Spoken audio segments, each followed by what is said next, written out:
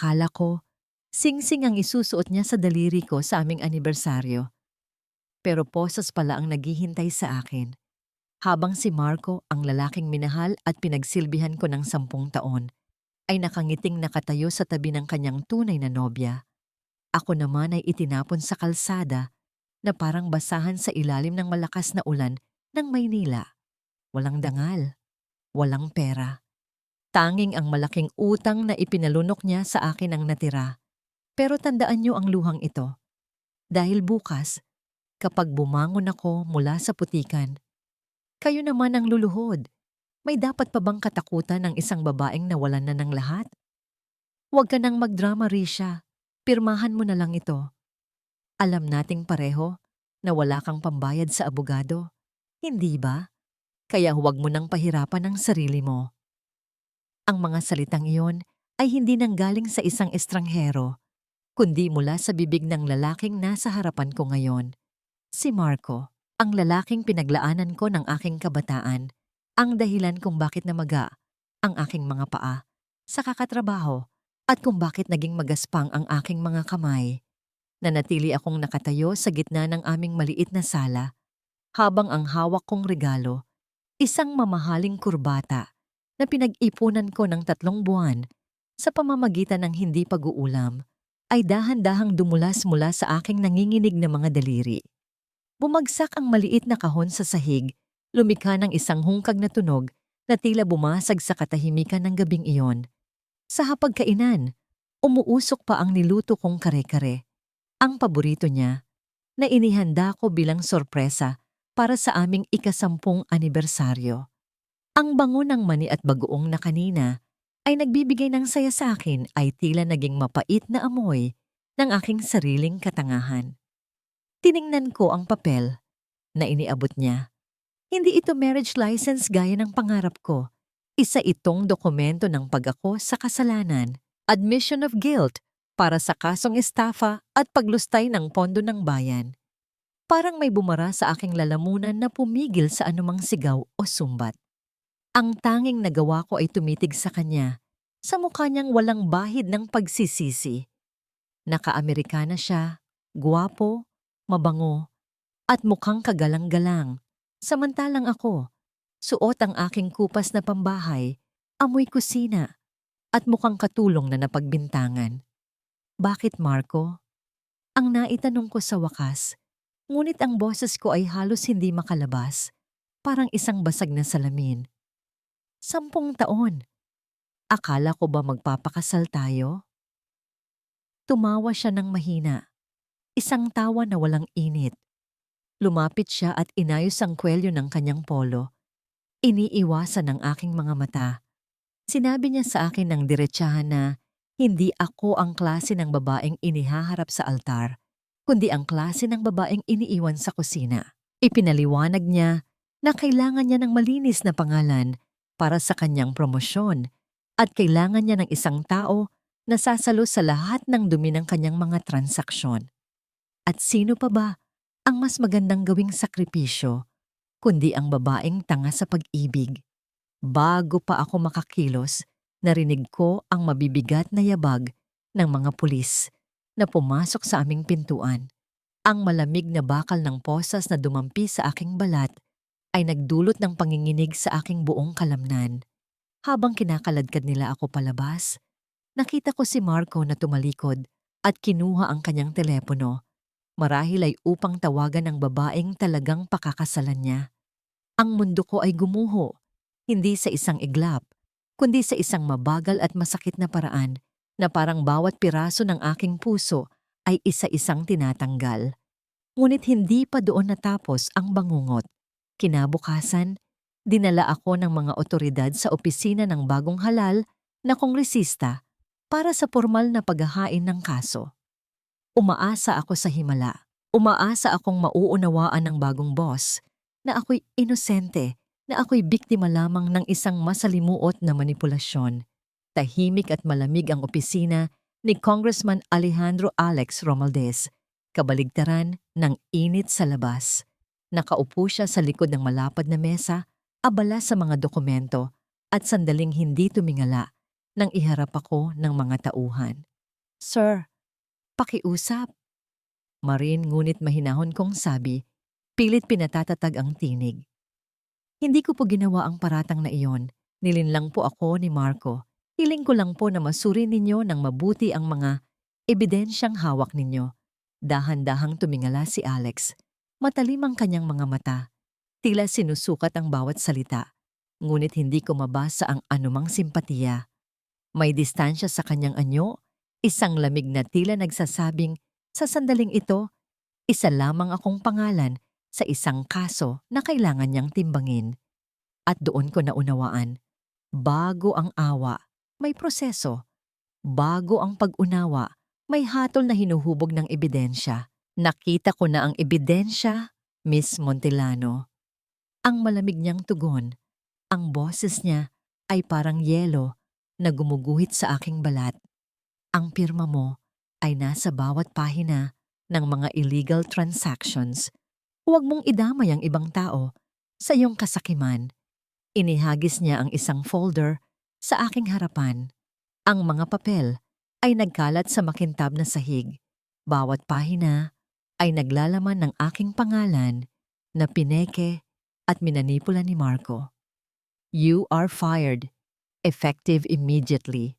Dagdag pa niya, bago muling ibinalik ang atensyon sa kanyang ginagawa. Tila ba ang pagtatanggal sa akin ng trabaho at dangal ay kasing timbang lamang ng pagpapaalis ng isang langaw. Guard, ilabas ang babaeng ito.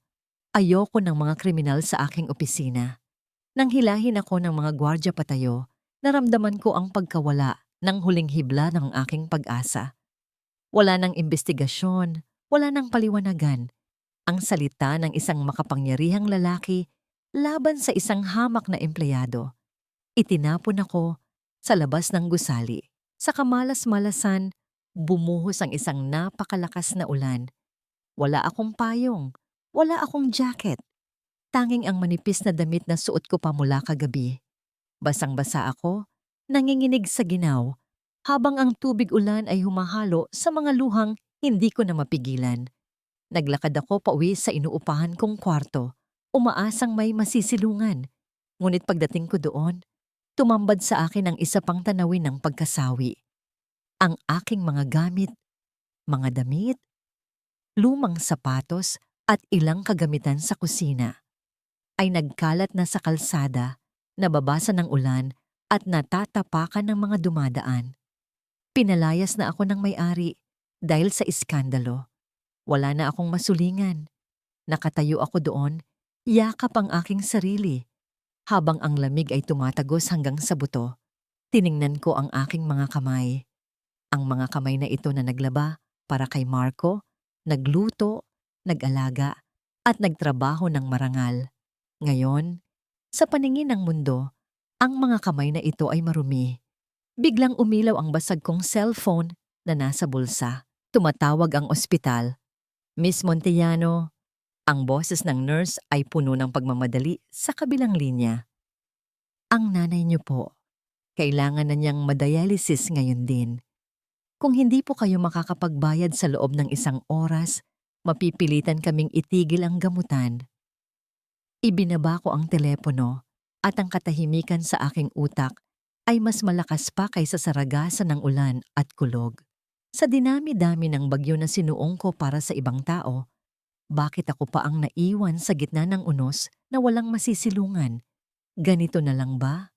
Pagkatapos ng lahat ng sakripisyo, ang halaga ko ba ay mas mababa pa sa putik na tumatalsik sa aking paanan? Napatingin ako sa malaking billboard sa di kalayuan kung saan nakapaskil ang mukha ni Congressman Alex Romualdez na may slogan na pag-asa ng bayan. Isang mapait na ngiti ang gumuhit sa aking mga labi habang ang tubig ulan ay tumutulo mula sa aking buhok. Kung ang mundo ay naging demonyo sa akin, siguro ay panahon na para matuto akong sumayaw sa impyerno. Ang amoy ng ospital ay pinaghalong gamot at kawalan ng pag-asa. Nakaupo ako sa isang malamig na bakal na upuan sa labas ng billing department habang ang aking mga mata ay nakapako sa puting pader.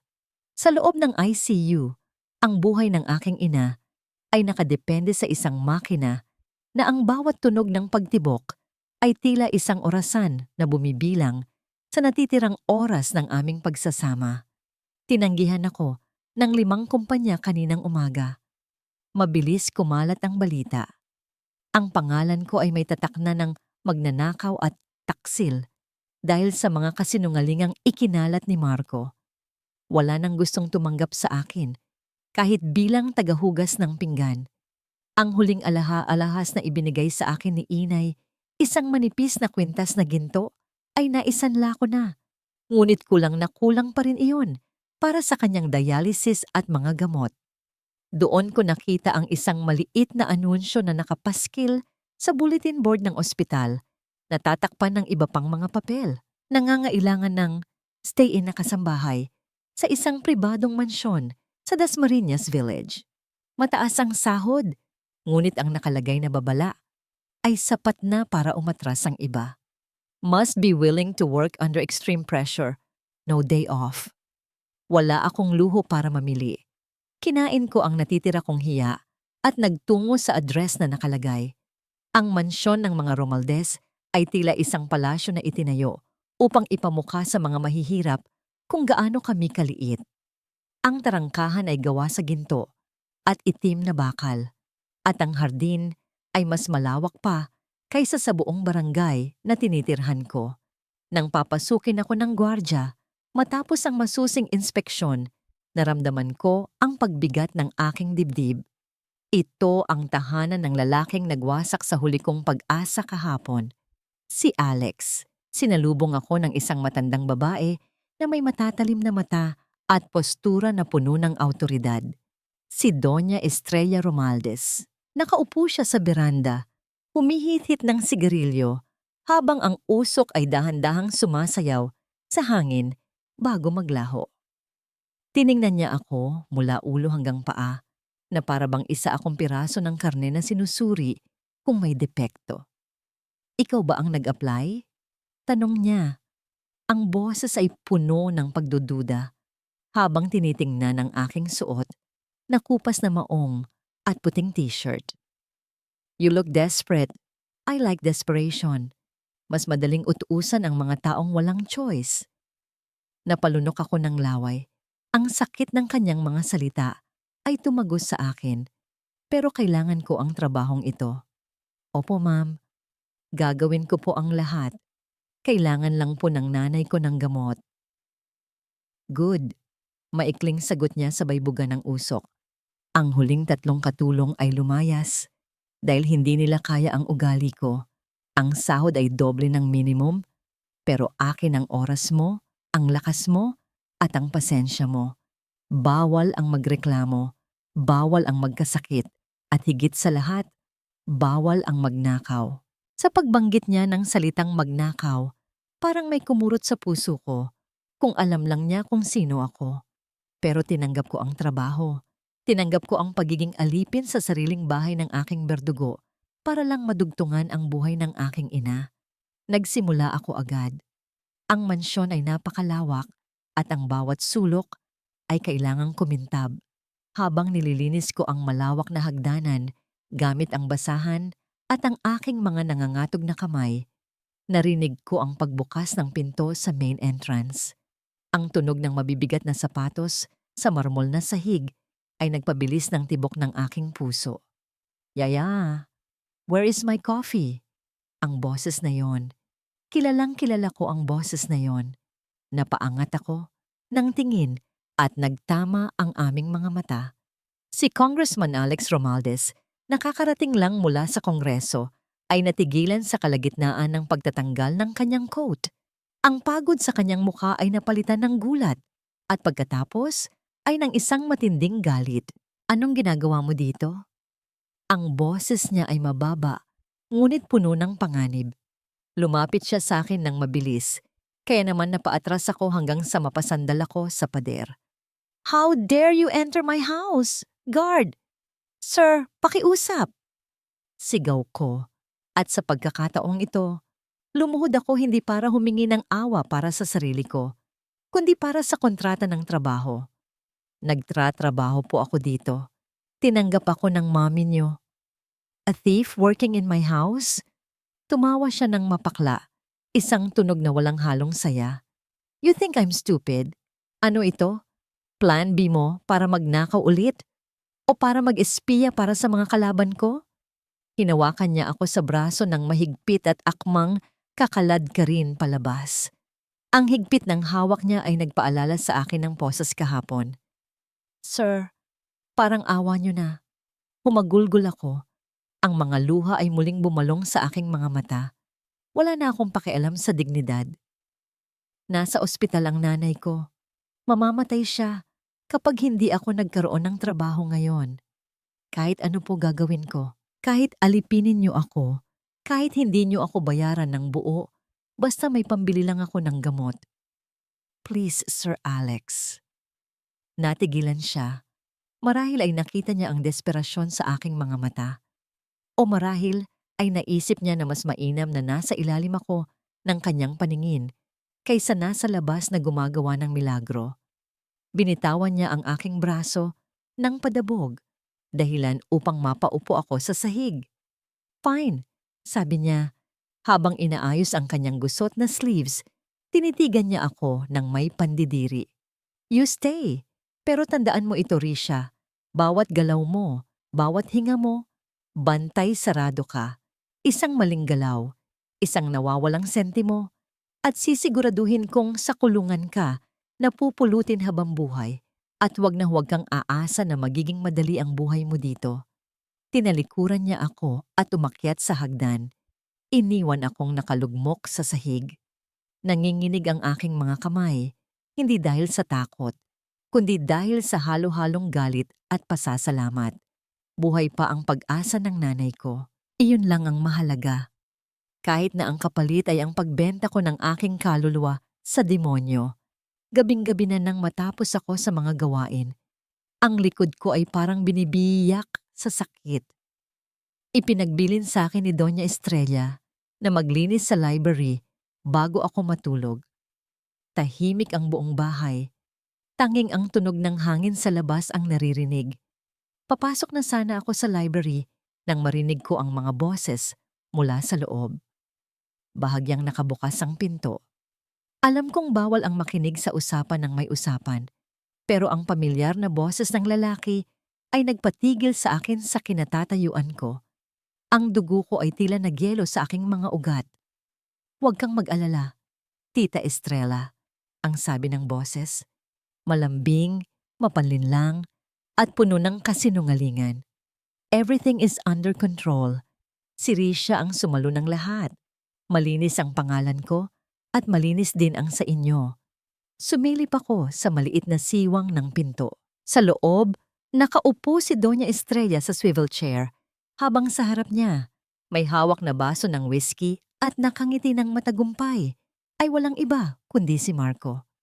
Ang mga kamay ko ay napahawak sa aking bibig upang pigilan ang pagbuga ng impit na sigaw. Si Marco. At ang ina ni Alex, magkakilala sila? Hindi lang basta magkakilala. Magkasabwat sila. Kaya pala ganoon kadaling naipit ako. Hindi lang ito tungkol sa ambisyon ni Marco. Isa itong malalim na laro ng kapangyarihan kung saan ang pamilya Romualdez at ang lalaking minahal ko ay magkakaalyado. At si Alex, alam ba niya ito? O pati siya ay bahagi ng planong wasakin ako? Nanlamig ang buong katawan ko habang nakatitig sa kanila. Nasa loob ako ng lungga ng mga leon at sa pagkakataong ito, wala akong sandata kundi ang aking puot na nagsisimula pa lamang mag-alab. Ang bawat hakbang sa malawak na hagdanan ng mga Romualdez ay tila isang parusa na ipinataw sa akin ng tadhana. Nakaluhod ako sa malamig na marmol. Kiskis ang sahig gamit ang isang basahan na mas magaspang pa sa aking mga palad. Ipinagbawal ni Doña Estrella ang paggamit ng mop. Ayon sa kanya, ang tunay na kalinisan ay nakakamit lamang sa pamamagitan ng pawis at pagdurusa ng mga naglilingkod sa kanya. Ang amoy ng floor wax ay humahalo sa aking pawis. Lumilikha ng isang nakasusulasok na hangin na nagpapaalala sa akin kung saan ako naroroon sa ilalim ng kanilang mga paa. Ito ang ikatlong araw ko sa impyernong nagbabalat kayong palasyo. 3 araw na walang pahinga, 3 araw na puyat, at 3 araw na paglunok ng pride tuwing umaga. Miss Montellano, may nakikita pa akong alikabok sa gilid. Ang matinis na boses ni Doña Estrella ay umalingaw-ngaw mula sa itaas ng hagdan. Nakatayo siya doon, suot ang kanyang mamahaling seda na robe. Habang pinapanood ako na parang isang aliwan. Siguraduhin mong kasing linis iyan ng konsensya ng anak ko. Hindi katulad ng sayo. Hindi ako sumagot. Ipinagpatuloy ko ang pagkuskos hanggang sa mamula ang aking mga daliri. Sa aking isipan, iniisip ko na lang na ang bawat kuskos ay pagbura sa utang na loob na ginagamit ni Marco at ng pamilyang ito para alipinin ako. Kailangan kong magtiis para kay Inay, para sa dialysis bukas.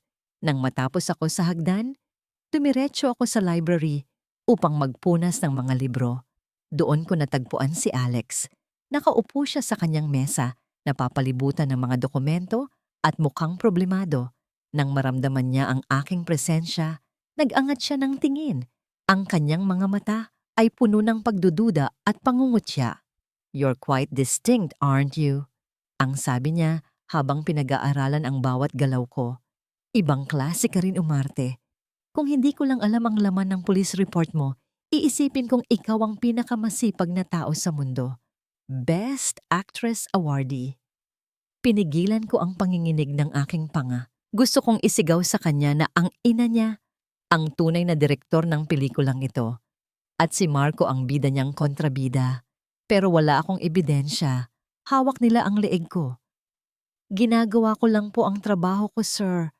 Ang mahina kong sagot. Hindi siya tinitingnan. "Trabaho." Tumawa siya ng mahina. Isang tunog na puno ng pait. "Ang trabaho mo ay linlangin ang mga tao. Pinabantayan kita, Risha. Huwag kang magkakamaling galawin ang mga papeles ko." Tumalikod ako upang itago ang namumuong luha sa aking mga mata. Ang sakit palang mapagbintangan ng taong tinitingala mo dati. Ang sakit makita na ang lalaking akala mo ay prinsipyo ang puhunan ay isa rin palang bulag sa katotohanan. Kinagabihan, nagkaroon ng malaking handaan sa mansyon. Dumating ang ilang mga kasosyo sa politika ni Alex. Bilang utos, bawal akong lumabas o magpakita sa mga bisita dahil nakakahiya raw ang presensya ng isang akusado. Nanatili ako sa kusina, naghuhugas ng bundok ng mga pinggan habang ang tawanan at kalansing ng mga kopita ay naririnig mula sa dining area. Nang matapos ang piging at nakaalis na ang mga bisita, naiwan ang mga tira-tirang pagkain sa mesa. Lechon, steak, paella.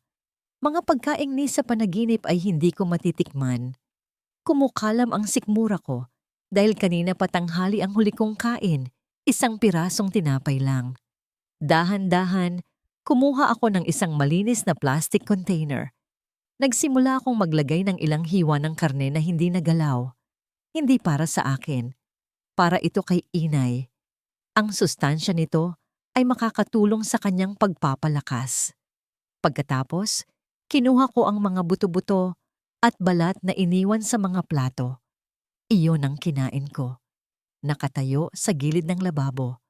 Mabilis nang ngumunguya upang lamanang ang kumikirot kong tiyan. Hindi ko napansin na nakatayo pala si Alex sa pintuan ng kusina. Natigilan ako nang makita ko ang anino niya. Mabilis kong itinago ang plastic container sa likod ko. Ang puso ko ay tumitibok ng mabilis sa takot. Inaasahan ko na ang kanyang sigaw. Inaasahan ko na ang paratang na ninanakaw ko ang pagkain nila. Ngunit hindi siya sumigaw. Nakatitig lang siya sa akin, sa mumo sa gilid ng aking labi at sa nakatagong lalagyan sa likod ko. Ang kanyang ekspresyon ay hindi galit, kundi isang malalim na pagkalito.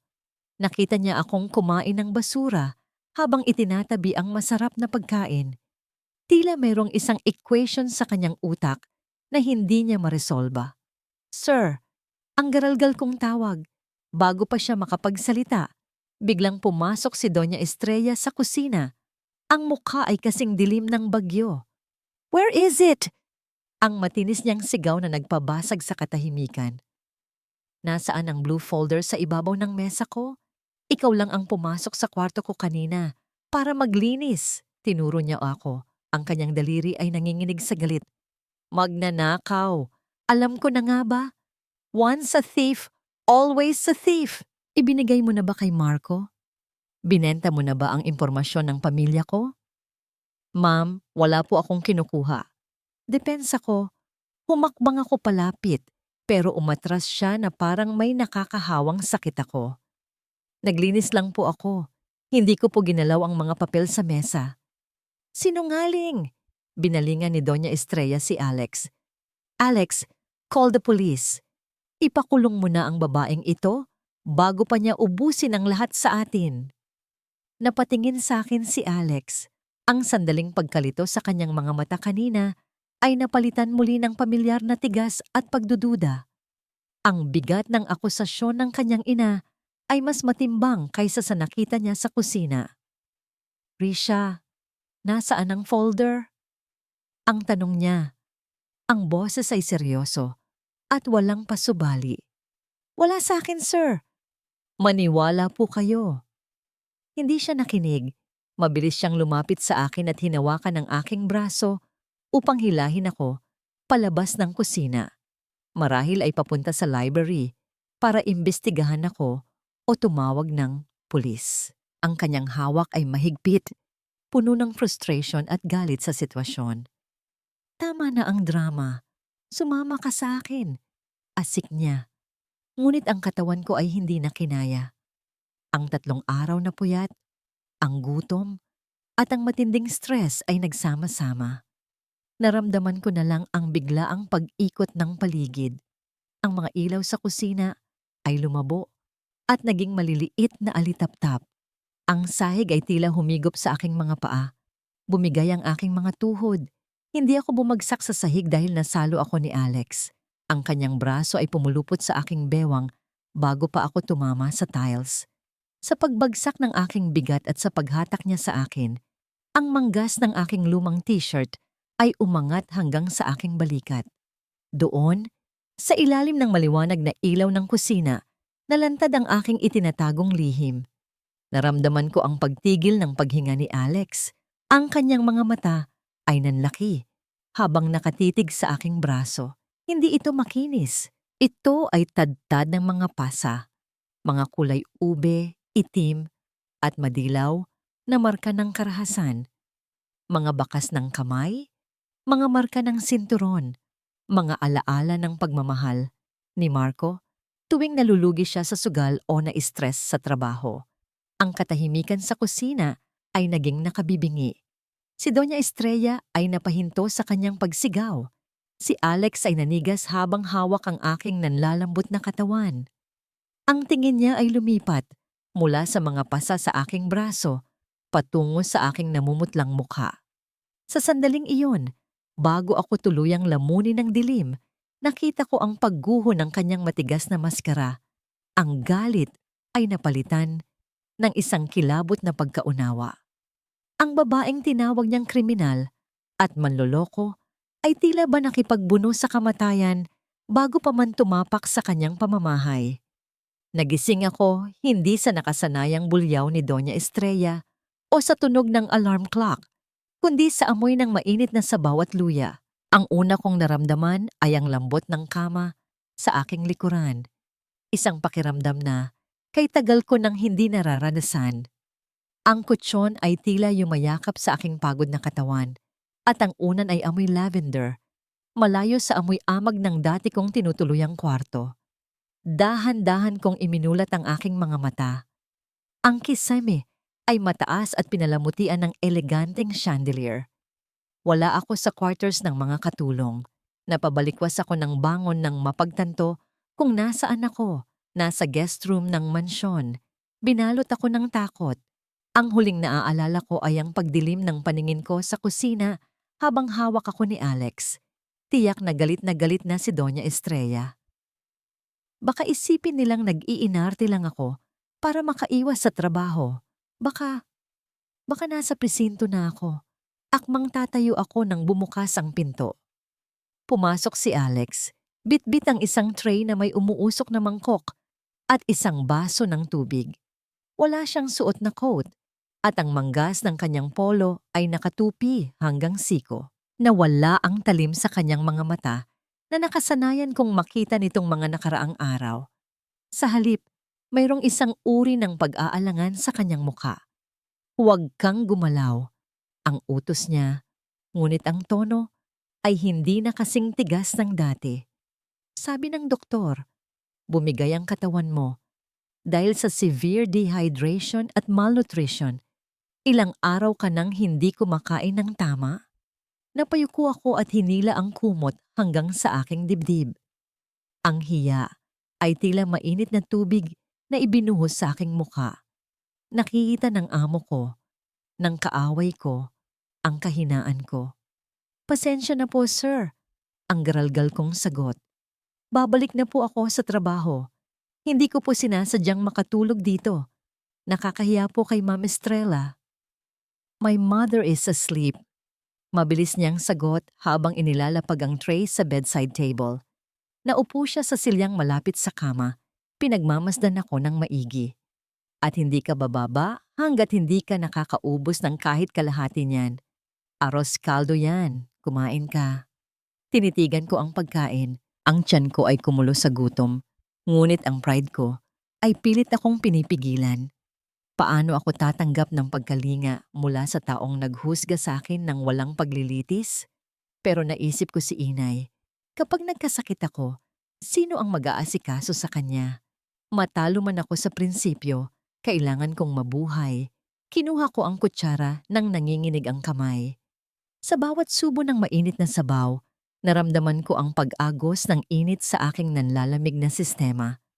Ito ang unang beses sa loob ng mahabang panahon na may naghain para sa akin. Habang kumakain ako, naramdaman ko ang titig ni Alex sa aking braso. Mabilis kong ibinaba ang manggas ng aking damit upang takpan ang mga pasa. Ngunit huli na. Saan galing yan? Ang tanong niya. Mababa ang boses, ngunit puno ng bigat. Ang sabi ng doktor na tumingin sa'yo, hindi iyan simpleng aksidente. Those are defensive wounds, Risha. Matagal na ang iba, bago ka pa pumasok dito. Nanigas ako. Ang imahe ng mukha ni Marco tuwing lasing ito at talo sa sugal ay bumalik sa aking isipan. Ang bawat sampal, ang bawat tulak, at ang bawat salitang binitiwan niya, nakasalanan ko raw kung bakit siya nagagalit. Nadapa lang po ako sa hagdan sa dati naming bahay. Ang pagsisinungaling ko, kahit alam kong hindi ka pani-paniwala. Lampa po kasi ako. Lampa? Ulit ni Alex tila hindi kumbinsido. Tumayo siya at naglakad papunta sa bintana, tinitingnan ang malakas na ulan sa labas. You know, Risha, galit ako sa mga magnanakaw, pero mas galit ako sa mga lalaking nananakit ng babae. Natahimik ako. Sa sandaling iyon, ang pader na nakapagitan sa amin ay tila nagkaroon ng maliit na bitak. Ito ba ang Alex na nasa likod ng titulong congressman? Nang matapos ako kumain, napansin ko ang suot niyang polo. May isang butones sa bandang dibdib na halos matanggal na. Nakalawit na lang sa isang hibla ng sinulid. Marahil ay nasabit ito kanina, noong sinalo niya ako. Ang instinct ko bilang isang babaeng sanay magsilbi ay kusa na lamang gumana. Sir? Tawag ko sa kanya. Lumingon siya.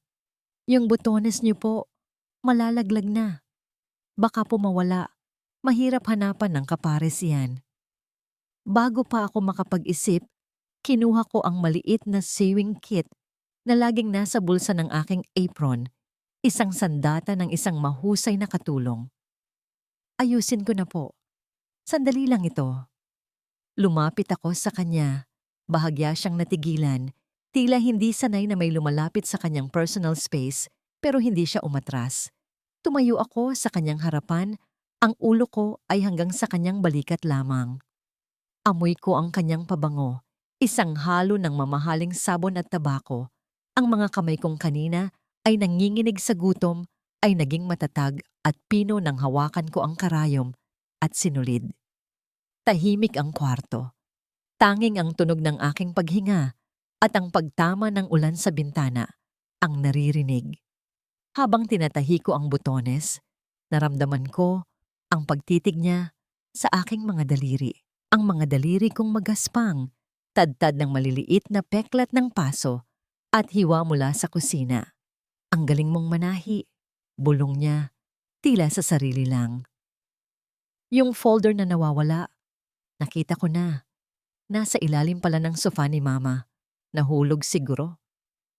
Natigil ako sa pagtatahi. Iniangat ko ang aking tingin at nagtama ang aming mga mata. Nasa malapit na distansya kami, sapat para makita ko ang pagod sa kanyang mga mata at ang bahagyang pagsisisi. Hindi ko po kinuha yon, sir. Ang mahina kong sabi. Alam ko na, sagot niya.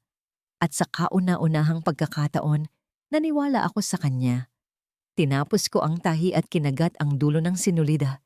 Dahil wala akong gunting, umatras ako agad. Biglang nahiya sa aming lapit. Tapos na po. Salamat po sa pagkain. Bababa na po ako para tapusin ang hugasin. Hindi na niya ako pinigilan, ngunit habang naglalakad ako palabas ng pinto, naramdaman ko ang kanyang mga mata na nakasunod sa akin hanggang sa makalabas ako. Bumaba ako sa kusina. Ang puso ko ay may kakaibang tibok. Hindi ko dapat maramdaman ito. Siya ang kaaway. Siya ang nagkait ng hustisya sa akin. Pero ang init ng sabaw at ang kanyang pagtatanggol kanina ay nagdulot ng gulo sa aking isipan. Ngunit ang munting kapayapaan na yon ay panandalian lamang. Pagpasok ko sa kusina, nakita kong bukas ang pinto sa likod na konektado sa garden. Ang hangin ay umiihip ng malakas at ang mga kurtina ay sumasayaw sa dilim. Akala ko ay nakalimutan lang itong isara ng ibang katulong. Lalapit sana ako upang isara ito nang may isang anino na humarang sa aking dinadaanan. Ang amoy ng alak at mamahaling cologne ay agad na sumampal sa aking ilong. Miss me, honey? Nanigas ang buong katawan ko. Ang boses na yon ay ang bangungot ng aking gabi-gabi. Dahan-dahan, lumabas mula sa dilim si Marco. Suot niya ang kanyang tuksido. Marahil ay galing sa pakikipag-usap kay Doña Estrella sa kabilang bahagi ng mansyon. Ang kanyang mga mata ay mapupungay sa kalasingan at ang kanyang ngiti ay puno ng malisya. Anong ginagawa mo dito? Ang bulong ko. Umatras ako hanggang sa tumama ang likod ko sa counter. Bisita ako, Risha. Guest of honor ng mami ng bago mong amo. Humakbang siya palapit. Inilak ang pinto sa likuran niya. Ang liit talaga ng mundo, ano? Akalain mo, ang ex-fiancé ko, ngayon ay alila na lang ng mga kaibigan ko. Inilapit niya ang kanyang mukha sa akin.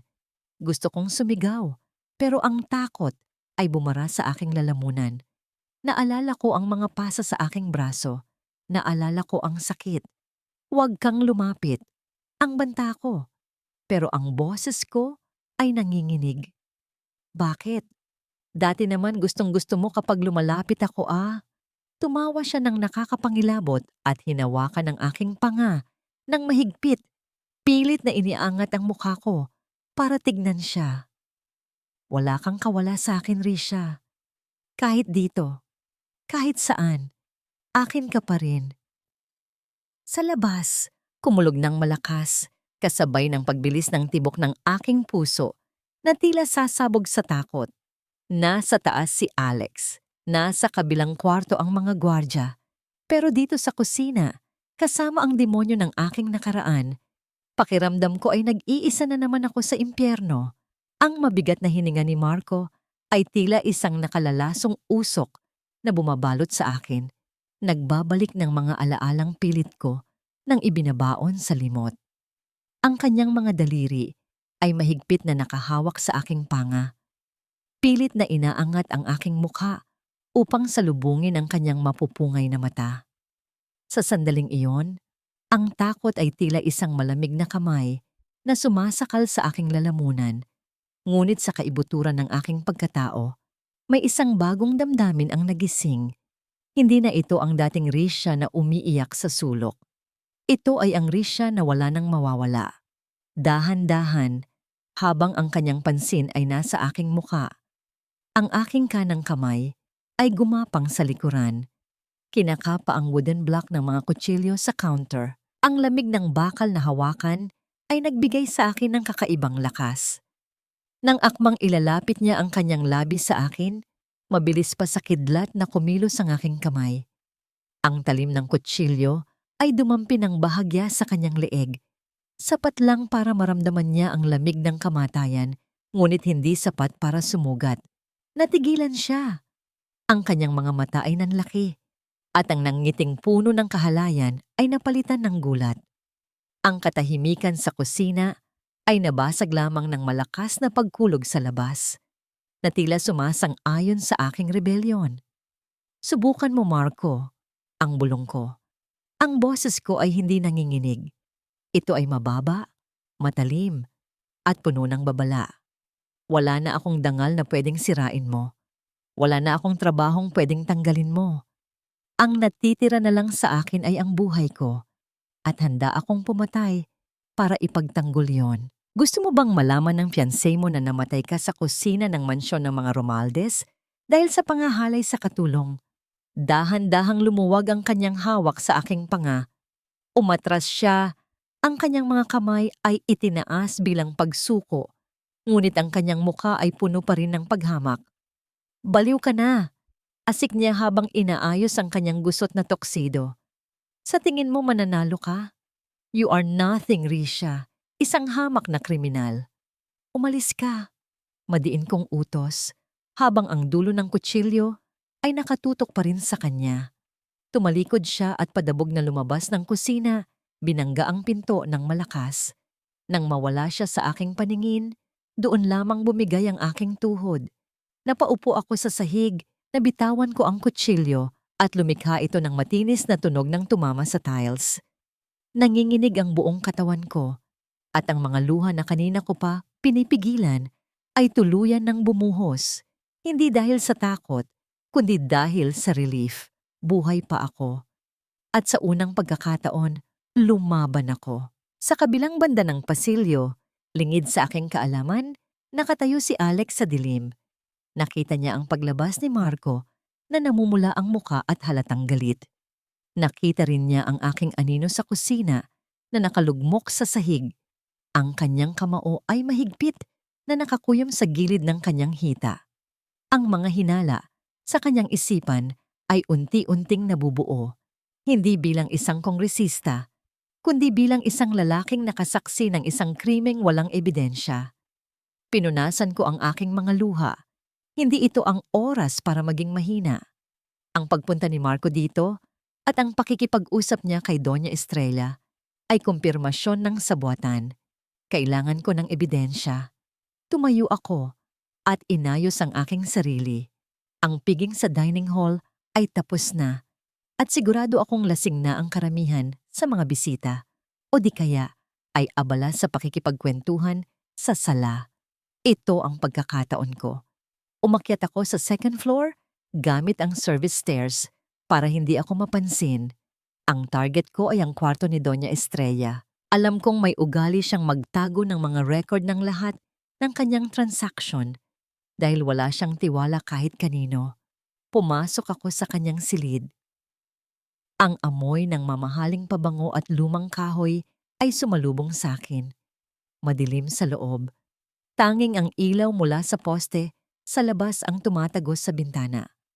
Mabilis akong naghalughog sa kanyang mesa. Ingat na huwag lumikha ng anumang ingay. Binuksan ko ang mga drawers, inilipat ang mga libro. Wala.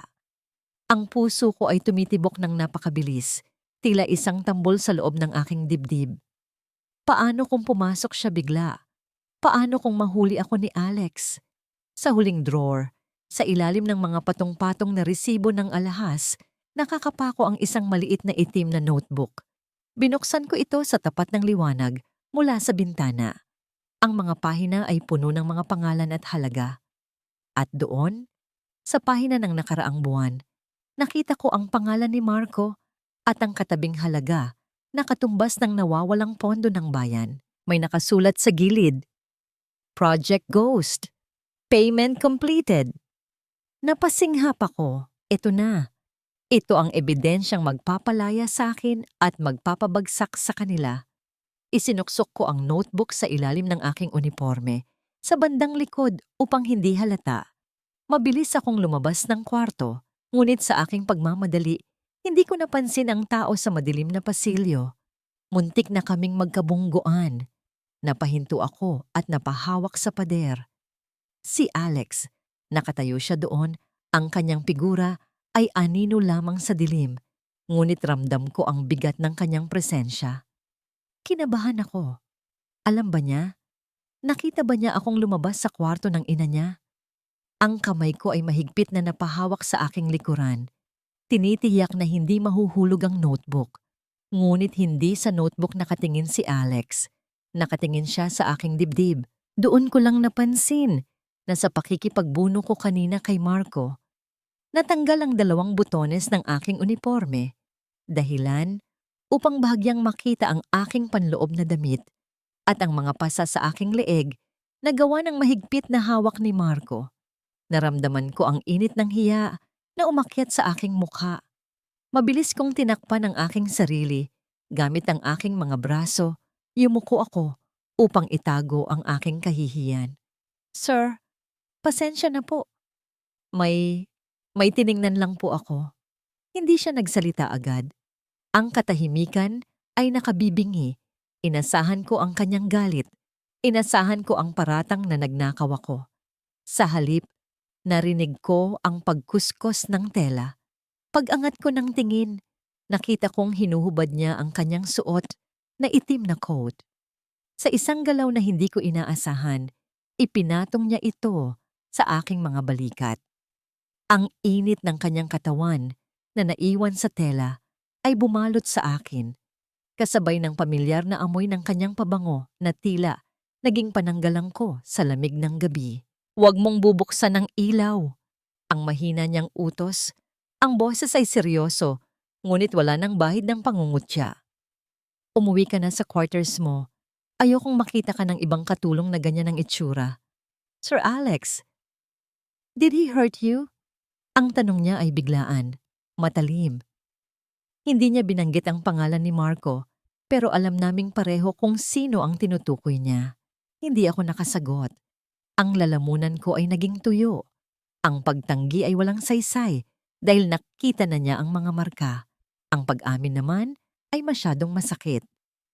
Magpahinga ka na, Risha, sabi niya nang hindi ako sumagot. Tumalikod siya, ngunit bago siya tuluyang umalis, muli siyang nagsalita nang hindi lumilingon. Ang mansyon na ito ay maraming sikreto. Mag-ingat ka sa mga pinapasok mong pinto. Naiwan akong nakatayo sa madilim na hallway. Yakap ang coat ng lalaking dapat ay kaaway ko. Habang sa likod ng aking uniforme ay nakatago ang ebidensyang wawasak sa kanyang pamilya. Ang pagkalito sa aking puso ay mas malakas pa kaysa sa bagyo sa labas. Pinoprotektahan niya ba ako o binabalaan niya ako dahil alam niyang nagsisimula na akong maging panganib? Bumalik ako sa aking kwarto. Ang isip ko ay magulo. Binuksan ko ang ilaw at muling tiningnan ang notebook. Sa huling pahina, may nakasulat na isang note na nagpatigil sa aking paghinga. Target next, Alejandro Romualdez. Frame him up before the elections. Nabitawan ko ang notebook. Nanlaki ang aking mga mata. Si Doña Estrella, hindi lang siya kasabwat ni Marco sa pagnanakaw. Plano rin nilang isakripisyo ang sarili niyang anak kapag nagipit sila. Si Alex ang susunod na fall guy, tulad ng ginawa nila sa akin. Napasandal ako sa pader habang unti-unting lumilinaw ang lahat. Ang lalaking nagpainit ng tiyan ko kanina ng arroz caldo. Ang lalaking nagtakip ng coat sa aking kahihiyan. Siya ang susunod na biktima. At ako lang ang nakakaalam nito. Nasa akin na ang sandata para maghiganti. Pwede kong hayaan na mangyari ang plano nila. Pwede kong hayaang mabulok si Alex sa kulungan kasama ko bilang kabayaran sa panghuhusga niya. Pero bakit? Bakit parang may kumikirot sa puso ko sa isiping iyon? Ang kalangitan sa labas ay tila nakikisimpatsya sa kaguluhan ng aking isipan. Ang ulan ay humahampas sa makakapal na salamin ng bintana ng library. Tila mga libu-libong maliliit na kamao na nagpupumilit pumasok. Nasa loob ako ng silid-aklatan, pilit na nagtatago sa mga anino. Bitbit ang bigat ng sekretong nalaman ko kanina sa kwarto ni Doña Estrella. Biglang namatay ang lahat ng ilaw. Ang kadiliman ay lumunok sa buong mansyon sa isang iglap. Ang katahimikan na sumunod ay agad na binasag ng isang nakabibinging dagundong ng kulog na nagpayanig sa sahig na aking tinatayuan. Napaupo ako sa isang sulok, yakap ang aking mga tuhod. Ang tunog ng kulog ay nagsilbing gatilyo na nagbukas sa pintuan ng mga alaalang pilit ko ng ikinakandado. Sa aking isipan, hindi ako nasa mansyon ng mga Romaldes. Nasa luma kaming apartment ni Marco. Ang dagundong ng kulog ay naging tunog ng pagbagsak ng mga pinggan. Ang kislap ng kidlat ay naging kislap ng galit sa mga mata ni Marco bago lumapat ang kanyang kamao sa aking katawan. Huwag! Parang awa mo na! Ang bulong ko sa dilim, habang ang aking mga kamay ay mahigpit na nakahawak sa aking tiyan sa lugar kung saan dating may buhay na pumipintig na ninakaw ng karahasan. Narinig ko ang pagbukas ng pinto ng library. May mga yapak na papalapit. Mabibigat. Mabilis. Sino yan? Ang tanong ng isang boses lalaki. Sa aking takot at pagkabigla, hindi ko nakilala ang boses. Ang nakita ko lang ay ang anino ng isang lalaking papalapit sa akin. Ang trauma ay naglaro sa aking paningin. Akala ko ay si Marco iyon. Bumalik upang tapusin ang kanyang sinimulan sa kusina kanina. Huwag kang lalapit! Sigaw ko. At sa pag-atras ko, ay natabig ko ang isang plorera. Ang tunog ng pagkabasag ng porselana ay umalingaw sa dilim. Huwag mo na akong saktan. Wala na ang bata. Patay na ang anak natin dahil sa'yo. Ano pa bang gusto mo? Ang mga salitang iyon ay lumabas sa aking bibig bago ko pa mapigilan. Ito ang lihim na ilang taon kong dinala mag-isa. Ang batang hindi man lang nasilayan ng liwanag dahil sa isang gabing puno ng alak at selos ni Marco. Naramdaman ko ang pagtigil ng anino sa aking harapan. Isang liwanag ang sumindi, hindi mula sa kidlat, kundi mula sa isang flashlight ng cellphone. Ang mukha ni Alex ang tumambad sa akin. Ngunit hindi ito ang mukha ng arogante at mapanghusgang kongresista. Ang kanyang mga mata ay nanlalaki sa gulat at ang kanyang bibig ay bahagyang nakaawang habang pinoproseso ang mga salitang binitiwan ko. Anak? Ang mahina niyang tanong. Ang boses ay puno ng pagkabigla. Doon ko lang napagtanto ang aking sinabi. Tinakpan ko ang aking bibig at sinubukang tumayo upang tumakas. Ngunit ang bubog ng nabasag na plorera ay tumama sa aking paa. Napadaing ako sa sakit at muling napaupo. Agad na lumapit si Alex. Ibinaba niya ang cellphone sa mesa upang magsilbing ilaw at lumuhod sa aking harapan. Wala na ang pag-iingat sa dumi o ang pandidiri na ipinakita niya noong una kaming magkita. Hinawakan niya ang aking paa ng buong ingat. Dumudugo, sabi niya. Kinuha niya ang panyo mula sa kanyang bulsa at idiniin ito sa sugat. Risha, yung sinabi mo kanina, si Marco ba ang may gawa nito? Ang pagbanggit sa pangalan ni Marco ay nagdulot ng panibagong panginginig sa aking katawan. Hindi ako makasagot. Tumango lang ako habang patuloy na umaagos ang luha sa aking mga mata. Narinig ko ang malalim na paghugot ng hininga ni Alex, isang buntong hininga na puno ng galit. Hindi sa akin, kundi para sa akin. Ipinagpatuloy niya ang paglilinis sa aking sugat, ngunit ramdam ko ang panginginig ng kanyang mga kamay dahil sa pinipigil na emosyon. I called you a thief! Ang bulong niya, hindi tumitingin sa akin. Tinawag kitang kriminal, pero ikaw pala ang ninakawan ng lahat. Iniangat niya ang kanyang tingin. Sa ilalim ng dim light ng cellphone, nakita ko ang pagsisi sa kanyang mga mata. Wala na ang pader na naghihiwalay sa amo at katulong. Sa sandaling iyon, 2 tao lang kaming parehong sugatan ng tadhana. "I'm sorry," sabi niya. Ito ang unang beses na humingi ng tawad ang isang Romaldes sa isang katulad ko. Hindi ko alam. Biglang kumulog muli, mas malakas kaysa kanina. Napapikit ako at napayuko. Hinihintay ang sakit na dulot ng alaala. Ngunit sa halip na sakit, naramdaman ko ang init. Hinawakan ni Alex ang aking mga kamay na nakatakip sa aking tenga. Dahan-dahan, inalis niya ang mga ito at hinawakan ng mahigpit sa kanyang sariling mga palad. Ang init ng kanyang balat ay tila dumaloy sa aking nanlalamig na sistema, nagbibigay ng pakiramdam ng seguridad na matagal ko nang hindi nararamdaman. "Tumingin ka sa akin, Risha." Ang utos niya, malumanay ngunit matatag.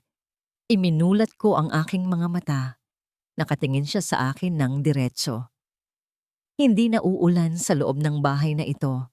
Ang pangako niya, hanggat nandito ka, walang sino man, kahit si Marco, kahit ang nanay ko, kahit ako, ang mananakit sa iyo ulit. Naiintindihan mo ba? Tumango ako, hindi dahil utos niya, kundi dahil gusto kong maniwala. Sa gitna ng bagyo, sa loob ng madilim na library, naramdaman ko ang isang bagay na mas mapanganib kaysa sa galit, ang pag-asa. Tinulungan niya akong tumayo at iniupo sa sofa. Kumuha siya ng kandila mula sa drawer at sinindihan ito. Ang mainit na liwanag ng apoy ay nagbigay ng kakaibang kapayapaan sa silid. "Dito ka muna," sabi niya.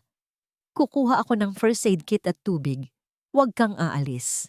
Nang lumabas siya ng silid, naiwan akong nakatulala sa apoy ng kandila.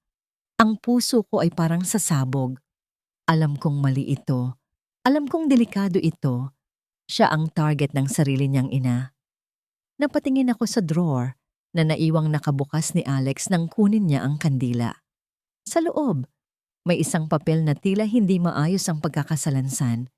Ang kuryosidad at ang babala mula sa notebook ni Doña Estrella ang nagtulak sa akin upang kunin ito. Inilapit ko ang papel sa liwanag ng kandila. Nanlamig ang buong katawan ko. Ito ay isang bank transfer document na nagkakahalaga ng milyon-milyong piso papunta sa isang offshore account. At sa ibaba nito, naroon ang pirma ni Alex. Pero kilala ko ang pirma ni Alex. Araw-araw kong nililinis ang mesa niya. Araw-araw kong nakikita ang mga dokumentong pinipirmahan niya. Ang kurba ng letrang A sa papel na ito ay masyadong matalas. Ang diin ng tinta ay iba. Peke ito. Ito ay gawa ni Marco. Alam ko ito dahil minsan ko na siyang nakitang nagpa-practice gumaya ng pirma noong kami pa. Binalikan ko ng tingin ang pinto kung saan lumabas si Alex. Ang lalaking nangakong poprotektahan ako kanina ay walang kamalay-malay na ang bitag ay nakahanda na para sa kanya. Ang ebidensya ay nakatanim na mismo sa loob ng kanyang opisina. Naghihintay na lang na matagpuan. Ibinalik ko ang papel sa drawer nang marinig ko ang kanyang mga yapak pabalik. Nang pumasok siya, may dala siyang tubig at bendahe. Nginitian niya ako ng tipid. Isang ngiting puno ng pagod pero totoo. Gusto ko siyang balaan. Gusto kong sabihin sa kanya na tumakbo na siya. Pero paano? Paano ko sasabihin na ang sarili niyang ina ang nagbenta sa kanya? Lumipas ang gabi na hindi kami nagimikan masyado, ngunit ang katahimikan ay hindi na mabigat. Binendahan niya ang paa ko habang ang bagyo ay unti-unting humuhupa sa labas. Nakatulog ako sa sofa ng library dahil sa pagod. Habang siya ay nanatiling gising sa kanyang mesa, binabantayan ako. Kinaumagahan, nagising ako sa isang tunog na nagpatigil ng aking puso. Hindi ito tunog ng ibon o ng pagtilaok ng manok. Ito ay ang pamilyar na tunog ng sirena na papalapit ng papalapit. Ang pula at asul na ilaw ay gumuhit sa mga dingding ng library kahit na sumikat na ang araw. Napabalikwas ako at tumingin sa bintana. 3 sasakyan ng pulis ang pumasok sa gate ng mansyon. Bumukas ang pinto ng library at pumasok si Doña Estrella, nakabestida ng maayos at may pekeng luha sa kanyang mga mata. Sa likod niya ay mga pulis. Nandito siya! Turo ni Doña Estrella kay Alex, nakakagising lang at gulo-gulo pa ang buhok. Opisyal, hulihin niyo siya! Hindi ko akalain na ang sarili kong anak ang nagnanakaw sa kaban ng bayan. Natigilan si Alex. Tumingin siya sa kanyang ina, pagkatapos ay sa mga pulis at huli sa akin. Ang kanyang mga mata ay puno ng pagkalito at sakit. Mama? Ang mahina niyang tawag. Huwag mo akong tawaging mama! Sigaw ni Doña Estrella, umaakto para sa mga pulis. Nakita ko ang mga pekeng pirma sa drawer mo. Ikaw ang may gawa ng lahat. Lumapit ang mga pulis at hinawakan si Alex. Sa pagkakataong ito, siya naman ang nilalagyan ng posas. Siya naman ang hinuhusgahan ng walang laban. Nagkatinginan kami ni Alex habang hinihila siya palabas. Nakita ko sa kanyang mga mata ang paghingi ng tulong, hindi para sa kanyang kalayaan, kundi para sa katotohanan. Ang lalaking nangakong poprotektahan ako kagabi, ngayon ay kailangan ng proteksyon ko. Ang bagyo sa labas ay tapos na, pero ang bagyo sa buhay namin ay kasisimula pa lang. At sa pagkakataong ito, hawak ko ang susi, ang notebook na nasa ilalim ng aking unan, at ang katotohanang ako lang ang nakakaalam. Ang katahimikan sa mansyon, matapos dakipin si Alex, ay mas nakabibingi kaysa sa anumang sigawan, parang isang libingan ng bawat pasilyo, kung saan ang bawat yabag ay lumilikha ng echo na tumatawag sa mga kaluluwa ng kataksilan. Naiwan ako sa gitna ng sala, hawak ang basahan na hindi ko naman magamit dahil nanginginig ang aking mga kamay sa galit at awa. Malas ka, salot ka sa pamamahay na ito. Ang matinis na boses ni Doña Estrella ay bumasag sa aking pagmumuni-muni. Pababa siya ng hagdan, ang kanyang mukha ay hindi na maipinta dahil sa halo-halong takot at desperasyon. Wala na ang kanyang poise, ang buhok niya ay magulo, at ang kanyang mga mata ay namamaga, hindi dahil sa pag-iyak para sa anak niya, kundi dahil sa takot na baka siya ang sunod na mahuli. Hinablot niya ang isang mamahaling florera sa mesa at ibinalibag ito sa aking paanan. Ang tunog ng pagkabasag ng porselana ay nagmistulang pagsabog sa loob ng kwarto. Ang mga piraso ay tumalsik sa aking binti, ngunit hindi ako kumibo. Nasanay na ako sa sakit. Mas masakit ang nakita kong pagguho ng mundo ni Alex kaninang umaga. Simula nang dumating ka, puro kamalasan na ang dala mo. Sumbat niya, dinuduro ako ng kanyang nanginginig na daliri. Dahil sa'yo, nakulong ang anak ko. Tinitigan ko siya. Gusto kong isigaw sa mukha niya na siya ang nagtulak sa sarili niyang anak sa bangin. Gusto kong ilabas ang itim na notebook na nakatago sa aking kwarto at ipamukha sa kanya ang kanyang mga kasalanan. Pero alam kong hindi ito ang tamang oras. Si Marco ang tunay na kalaban. Si Doña Estrella ay isa lamang pawn na nagpagamit sa demonyo dahil sa kasakiman. Tumalikod ako at naglakad palayo. Iniwan siyang sumisigaw sa kawalan. May misyon ako. Hindi ako pwedeng maging katulong lang sa araw na ito. Nagbihis ako ng simpleng damit at nagtungo sa city jail. Ang amoy ng kalawang at pawis ay sumalubong sa akin pagpasok ko sa pasilidad. Ito ang lugar kung saan ang pag-asa ay madalas na namamatay bago pa man sumikat ang araw. Matapos ang mahabang pakiusapan at kaunting suhol sa gwardya gamit ang huli kong pera, pinayagan akong dalawin si Alex. Nang makita ko siya sa kabilang panig ng makapal na salamin, parang piniga ang puso ko. Si Congressman Alex Romualdez, ang laging malinis at kagalang-galang, ay nakasuot ngayon ng kulay kahel na uniforme ng mga bilanggo. Ang kanyang buhok ay magulo at may itim na marka sa ilalim ng kanyang mga mata. Ngunit nang makita niya ako, isang tipid na ngiti ang sumilay sa kanyang mga labi. Isang ngiti na nagsasabing masaya siyang makita ang isang kakampi sa gitna ng digmaan. Umupo ako at kinuha ang telepono sa dingding. Ginaya niya ang aking galaw. "Bakit ka nandito, Risha?" Ang boses niya ay paos at pagod. "Delikado sa labas. Baka balikan ka ni Marco." "Sir!" Nanginginig ang boses ko. Inilabas ko mula sa aking bag ang isang photocopy ng notebook ni Doña Estrella at ang mga pekeng dokumento na nakuha ko sa library. Idinikit ko ito sa salamin. "Sir, tingnan nyo. Ito ang ebidensya. Ang mama nyo, siya at si Marco ang may gawa ng lahat. May record dito ng mga transactions. Pwede nating gamitin ito para mapalaya kayo." Tinitigan ni Alex ang mga papel. Nakita ko ang pagdaan ng sakit sa kanyang mga mata. Isang uri ng pagluluksa. Para sa isang inang buhay pa naman, ngunit patay na sa kanyang puso. Inaasahan ko na magagalit siya. Inaasahan ko na sasabihin niyang tatawagan niya agad ang abogado niya. Ngunit dahan-dahan niyang ibinaba ang kanyang tingin at umiling. "Risha, itago mo yan," sabi niya ng mahina. "Pero sir, ito ang kalayaan niyo. Bakit ayaw niyong gamitin?" "Dahil nanay ko pa rin siya," ang sagot niya. At sa mga salitang yon, naramdaman ko ang bigat ng kanyang prinsipyo. Kung ilalabas ko yan, makukulong siya habang buhay. Masisira ang pangalan ng pamilya namin na iningatan ng lolo ko. Hayaan mo na lang ako dito. Kaya kong patunayan na inosente ako sa ibang paraan. "Wala nang ibang paraan." Halos pasigaw kong sabi. Tumutulo na ang aking luha. "Papatayin kayo ni Marco dito sa loob. O kaya sa labas. Hindi siya titigil hanggat hindi kayo nabubura sa landas niya." Tumingin siya sa akin ng diretso. Ang kanyang kamay ay lumapat sa salamin, tapat ng aking kamay. Ang lamig ng glass partition ay hindi naging hadlang para maramdaman ko ang init ng kanyang pakiusap. "Risha, please, just go. Save yourself. Umuwi ka sa probinsya. Isama mo ang nanay mo. Huwag mo nang intindihin ang gulo ng mga Romaldes." Napatingin ako sa aming mga kamay na magkatapat.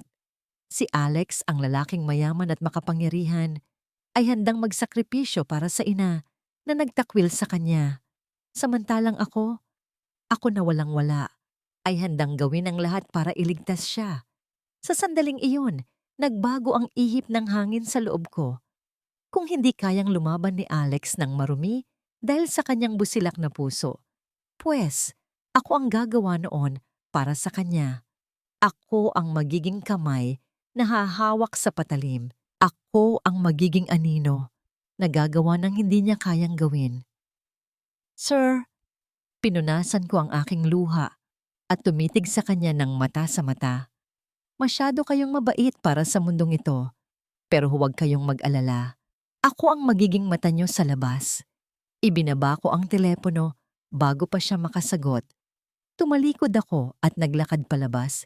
Hindi pinapansin ang pagtawag niya sa aking pangalan.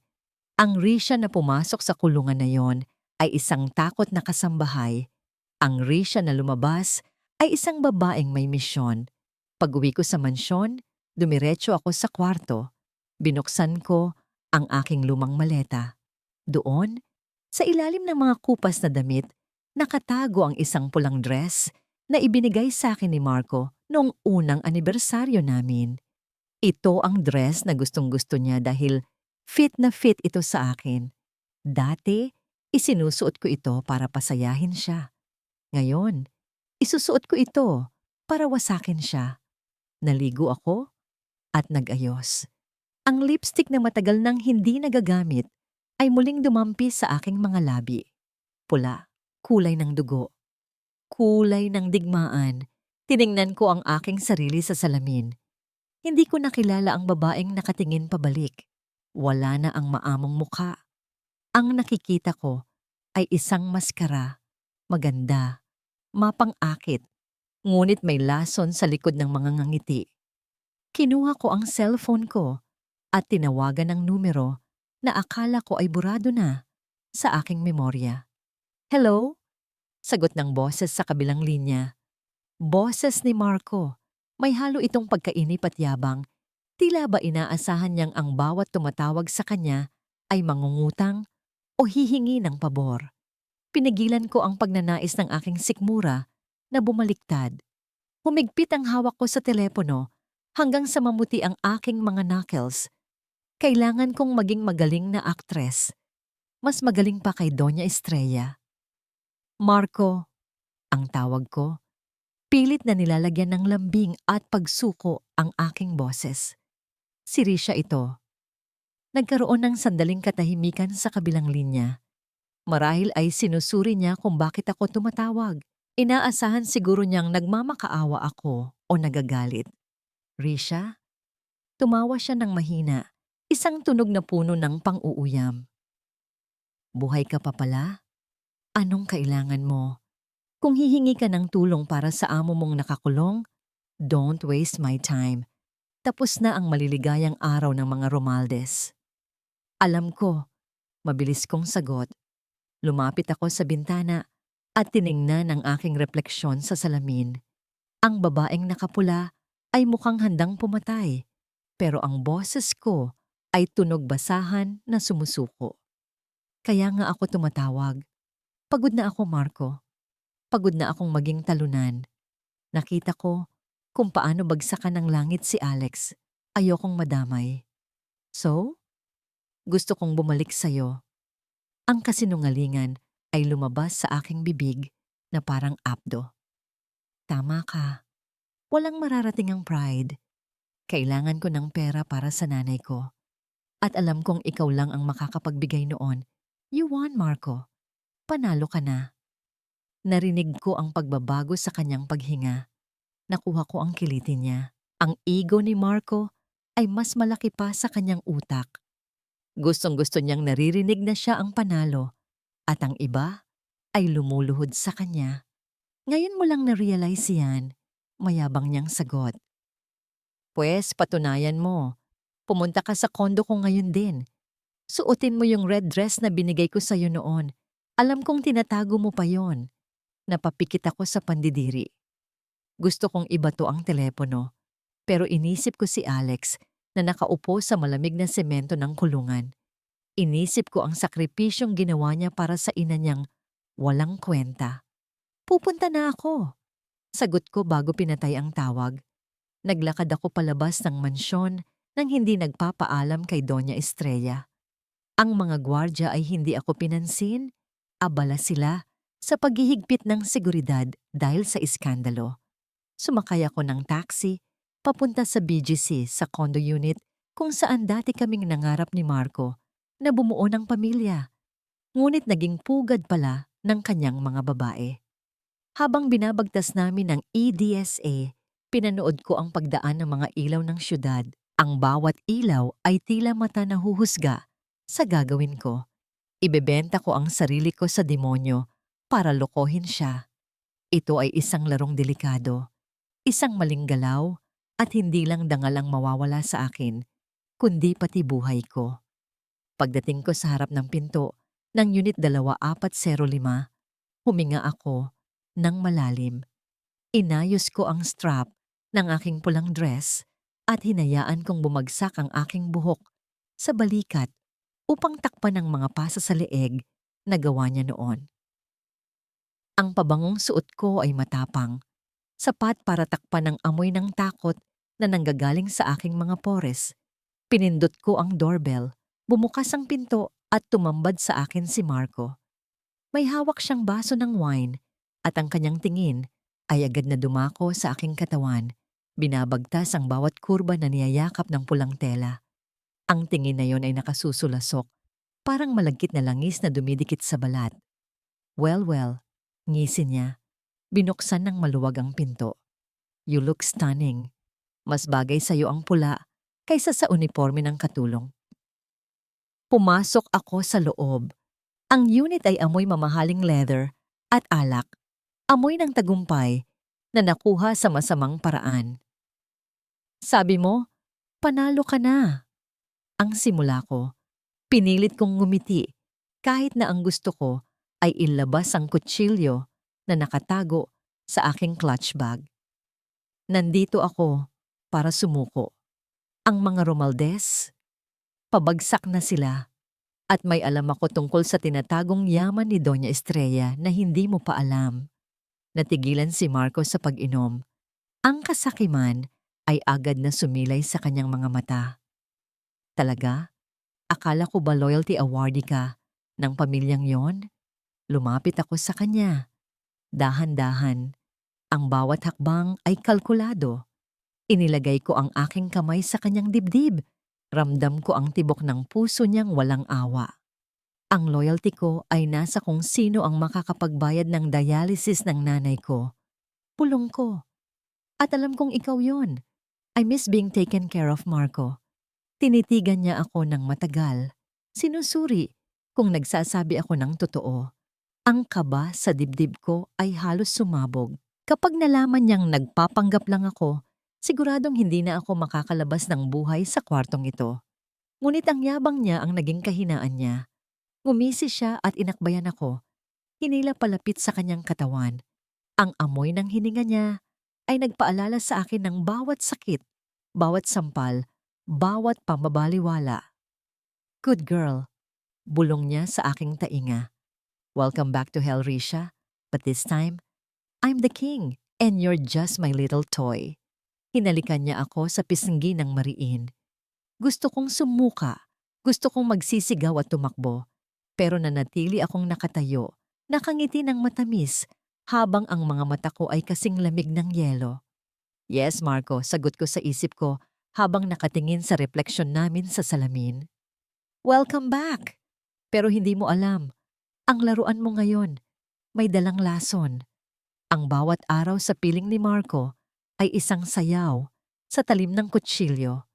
Kailangan kong ngumiti habang ang aking kaluluwa ay umiiyak. Kailangan kong tumawa sa kanyang mga biro habang ang aking isipan ay sumisigaw ng pandidiri. Bawat haplos niya sa aking balikat ay parang marka ng mainit na bakal, nagiiwan ng pilat na hindi nakikita ng mata. Kita mo na! Bulong niya isang gabi habang nakaupo kami sa isang mamahaling restaurant, ipinapakita ako sa kanyang mga kasosyo na parang isang tropeo. Laging bumabalik sa akin ang mga aso. Hindi nila kayang mabuhay ng walang amo.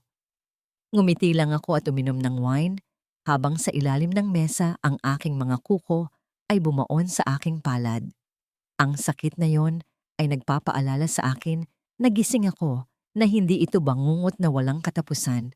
May misyon ako. Samantala, sa loob ng malamig na selda, ang balita ay dumating kay Alex na parang isang suntok sa sikmura. Ang kanyang abogado na binayaran ni Doña Estrella para bantayan ang bawat galaw ko ang naghatid ng lason. Congressman, I have bad news, sabi ng abogado sa kabilang panig ng telepono. Si Miss Montellano, she's back with Marco Inigo. Nakita silang magkasama sa BGC, looking very intimate. Mukhang nagkabalikan na sila. It seems she chose the winning side. Nabitawan ni Alex ang telepono. Ang tunog ng pagbagsak nito sa sementadong sahig ay tila tunog ng pagbasag ng kanyang puso. Napasandal siya sa pader, ang kanyang mga mata ay nakapako sa kawalan. Ang alaala ng aming pag-uusap sa madilim na library, ang pangako niya na poprotektahan ako, ang pagtitiwala na nagsisimula ng mabuo sa pagitan namin. Lahat ay naglaho na parang usok. She went back to him, bulong niya sa sarili. Pagkatapos ng lahat, bumalik pa rin siya sa demonyong yon. Isinuntok niya ang pader ng buong lakas. Ang sakit sa kanyang mga kamao ay walang-wala kumpara sa sakit ng panibagong kataksilan na kanyang naramdaman. Ang pag-asa na naramdaman niya noong gabing iyon sa library ay naging abo. Lingid sa kaalaman ni Alex, ang babaeng akala niya ay taksil ay kasalukuyang naghihintay na makatulog ang kanyang kalaban. Gabi-gabi, pinapainom ko si Marco ng wine na may halong pampatulog na nireseta sa akin ng doktor noon para sa aking anxiety. Sapat lang para bumigat ang kanyang talukap at mawala sa sarili. Ngunit hindi sapat para maghinala siya. Nang gabing iyon, matapos ang isang matagumpay na deal, uminom siya ng sobra-sobra. Nang marinig ko ang malalim at ritmikong paghilik mula sa kanyang silid, doon lamang ako kumilos. Dahan-dahan akong pumasok sa kanyang home office. Ang tanging liwanag ay nagmumula sa buwan na sumisilip sa bintana at sa maliit na ilaw ng kanyang laptop. Ang bawat hakbang ko sa makapal na carpet ay maingat. Bawat paghinga ko ay kinokontrol. Binuksan ko ang laptop. Ang password, ang pangalan ng kanyang bagong fiancé, ay madali kong nahulaan. Ang ego ni Marco ay palaging predictable. Isinaksak ko ang isang maliit na USB flash drive. Sa port, ang file transfer ay nagsimula. Ang progress bar sa screen ay tila gumagalaw ng napakabagal. Bawat segundo ay parang isang oras. Ang bawat kaluskos mula sa labas, ang pagdaan ng sasakyan, ang pag-ihip ng hangin, ay nagpapatindig ng aking mga balahibo. Paano kung magising siya? Sa wakas, lumabas ang salitang transfer complete. Mabilis kong tinanggal ang USB, isinara ang laptop, at pinunasan ang aking mga fingerprints. Nang akmang lalabas na ako ng silid, may narinig akong pag-ubo mula sa kwarto ni Marco. Nanigas ako. Hinihintay ko ang kanyang mga yapak. Ngunit katahimikan lang ang sumunod. Nag-iba lang siya ng posisyon ng pagtulog. Nakahinga ako ng maluwag at bumalik sa aking kwarto. Sa loob ng banyo, hindi ko na napigilan ang aking sarili. Nagsuka ako sa inidoro. Inilalabas ang lahat ng pandidiri at stress na naipon sa aking katawan sa loob ng isang linggo. Matapos kong maghilamos, tiningnan ko ang aking sarili sa salamin. Ang mukha ko ay maputla. Ang mga mata ko ay pagod. Ngunit may apoy sa loob nito na hindi pa namamatay. Kaunti na lang, bulong ko sa aking refleksyon. Para kay Alex, para sa hustisya. Kinabukasan, isang hindi inaasahang bisita ang dumating sa mansyon. Naglilinis ako sa sala nang pumasok si Doña Estrella. Ang dati matapobre at aroganteng ginang ay mukha ng 10 taong mas matanda. Ang kanyang mga mata ay namumugto at ang kanyang mga kamay ay nanginginig. Lumapit siya sa akin, hindi na bilang isang amo, kundi bilang isang desperadong ina. Risha, tawag niya, ang boses ay basag. Tulungan mo ako. Hindi ako kumibo. Hinintay ko siyang magsalita. Si Marco, kinokontrol na niya ang lahat. Humagulgol siya. Ang mga bank accounts ko, ang mga stocks, nililipat na niya sa pangalan niya. Ginigipit niya ako. Sabi niya, kung hindi ko siya susundin, isisiwalat niya ang lahat ng sikreto natin at ako ang ipapakulong niya. I was a fool, Risha. Akala ko makokontrol ko siya. Please, iligtas mo ang anak ko. Ibibigay ko sa iyo ang lahat. Tinitigan ko siya. Ang babaeng nagbagsak ng plorera sa aking paanan at tumawag sa aking malas ay ngayoy nagmamakaawa. Walang awa sa aking puso para sa kanya, ngunit may awa ako para sa anak niya. Huli na ang lahat para sa pagsisisi, ma'am. Malamig kong sagot. Pero hindi pa huli para itama ang mga pagkakamali. Umalis ako at iniwan siyang umiiyak. Mayroon na akong kailangan. Ang testimonya ni Doña Estrella, kasama ng mga files mula sa laptop ni Marco at ang itim na notebook ay sapat na para idiin silang dalawa at palayain si Alex. Nang hapong iyon, tumawag ako sa abogado ni Alex. Isang tapat na abogado, hindi ang bayaran ni Doña Estrella. Nag-set kami ng meeting sa isang tahimik na coffee shop sa labas ng syudad. Dumating ako ng maaga. Umupo ako sa isang table sa sulok kung saan tanaw ko ang pinto. Inilagay ko ang aking bag sa katabing upuan. Sa loob nito ay ang USB at ang notebook, ang susi sa aming kalayaan. May ngiti sa aking labi. Sa wakas, matatapos na rin ito. Maya-maya pa ay dumating ang abogado. Ngunit bago pa siya makaupo, isang anino ang tumakip sa aming mesa. Hindi mo man lang ba ako iimbitahan umupo, Risha? Ang dugo ko ay tila nagyelo. Dahan-dahan kong inangat ang aking tingin. Nakatayo doon si Marco. Suot ang isang ngiting kasing lamig ng hangin sa kulungan. Paano Paano mo nalaman? Ang tanging na itanong ko. Inilabas niya mula sa kanyang bulsa ang isang maliit na itim na bagay. Isang listening device. Talaga bang akala mo ganun ako katanga? Habang mahimbing kang natutulog, ako naman ay mahimbing na nakikinig sa bawat tawag mo. Kinuha niya ang bag ko mula sa upuan. Binuksan niya ito at inilabas ang USB at ang notebook. Iwinagayway niya ito sa aking harapan. You really think you're smarter than me, don't you? Tanong niya. Ang kanyang boses ay isang mapanganib na bulong. Game over, Risha. Mukhang kailangan mo nang samahan ang eksamo mo sa kulungan. Napatingin ako sa abogado na namumutla na sa takot. Napatingin ako sa pinto, nagbabaka sakaling may tutulong. Ngunit wala. Sa gitna ng mataong coffee shop, pakiramdam ko ay kaming dalawa lang ni Marco ang naroroon. Naglalaro ng huling round ng aming nakamamatay na laro. At sa pagkakataong ito, hawak niya ang lahat ng alas. Ang nangiti sa labi ni Marco ay isang sentensya ng kamatayan. Hawak niya ang lahat ng ebidensya at hawak niya ako sa leeg. Ang mga tao sa paligid namin sa coffee shop ay nagpatuloy sa kanilang mga buhay. Walang kamalay-malay sa hostage-taking na nagaganap sa aming mesa. Ang abogado ni Alex ay nanigas sa kanyang upuan, hindi makapagsalita sa takot. Halika na, Risha. Utos ni Marco. Hinawakan niya ang aking braso ng mahigpit. Ang kanyang mga daliri ay bumaon sa aking balat. May pupuntahan tayo. Isang lugar kung saan hindi ka na makakapagsumbong kahit kanino. Kinaladkad niya ako palabas ng coffee shop. Walang sino man ang pumigil sa amin. Sa paningin nila, kami ay isang magkasintahan na nag-aaway. Ngunit alam ko ang katotohanan. Ito na ang huling pagkakataon na makikita ko ang liwanag ng araw. Pero hindi ako tanga. Bago pa ako pumunta sa meeting, may ginawa na akong paghahanda. Ang maliit na kwintas na suot ko ay hindi lang palamuti. Ito ay isang GPS tracker na may live audio feed. Konektado sa isang app sa telepono ng tapat na abogado ni Alex. Habang kinakaladkad ako ni Marco, pinindot ko ang maliit na butones sa likod ng pendant. Isang senyales ng panganib.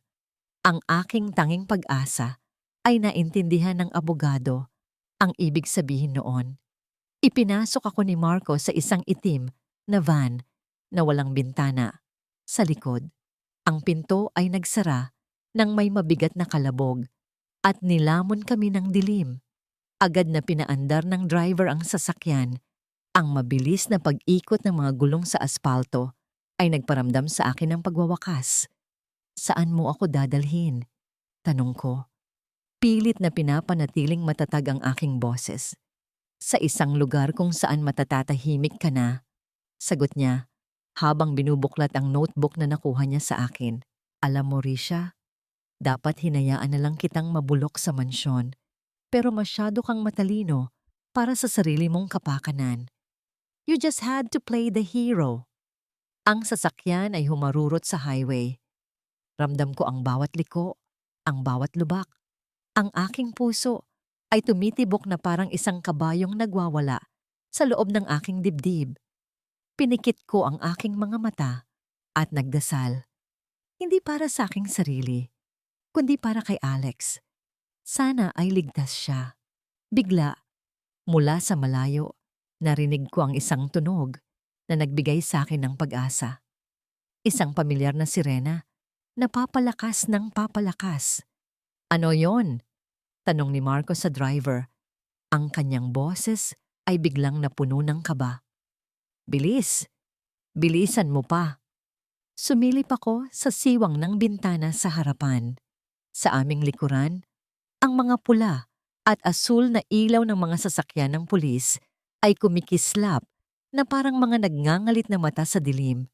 Nakita kami. Ang van ay lalong bumilis. Ang mga sasakyan sa paligid ay nagsitabihan. Ang aming pagtakas ay naging isang high-speed chase sa gitna ng gabi. Ang mga poste ng ilaw ay nagmistulang mga guhit na lang sa aking paningin. Naramdaman ko ang pag-uga ng sasakyan habang sinusubukan nitong lampasan ang traffic. Walang makakatakas sa akin. Sigaw ni Marco na parang isang nababaliw na hayop. Ngunit huli na ang lahat. Sa isang intersection, isang malaking truck ang biglang humarang sa aming daan. Walang oras ang driver para umiwas. Ang tunog ng mga gulong na pilit kumakapit sa kalsada ay umalingaw-ngaw. Kasunod ng isang marahas na pagyanig na nagpabagsak sa akin sa sahig.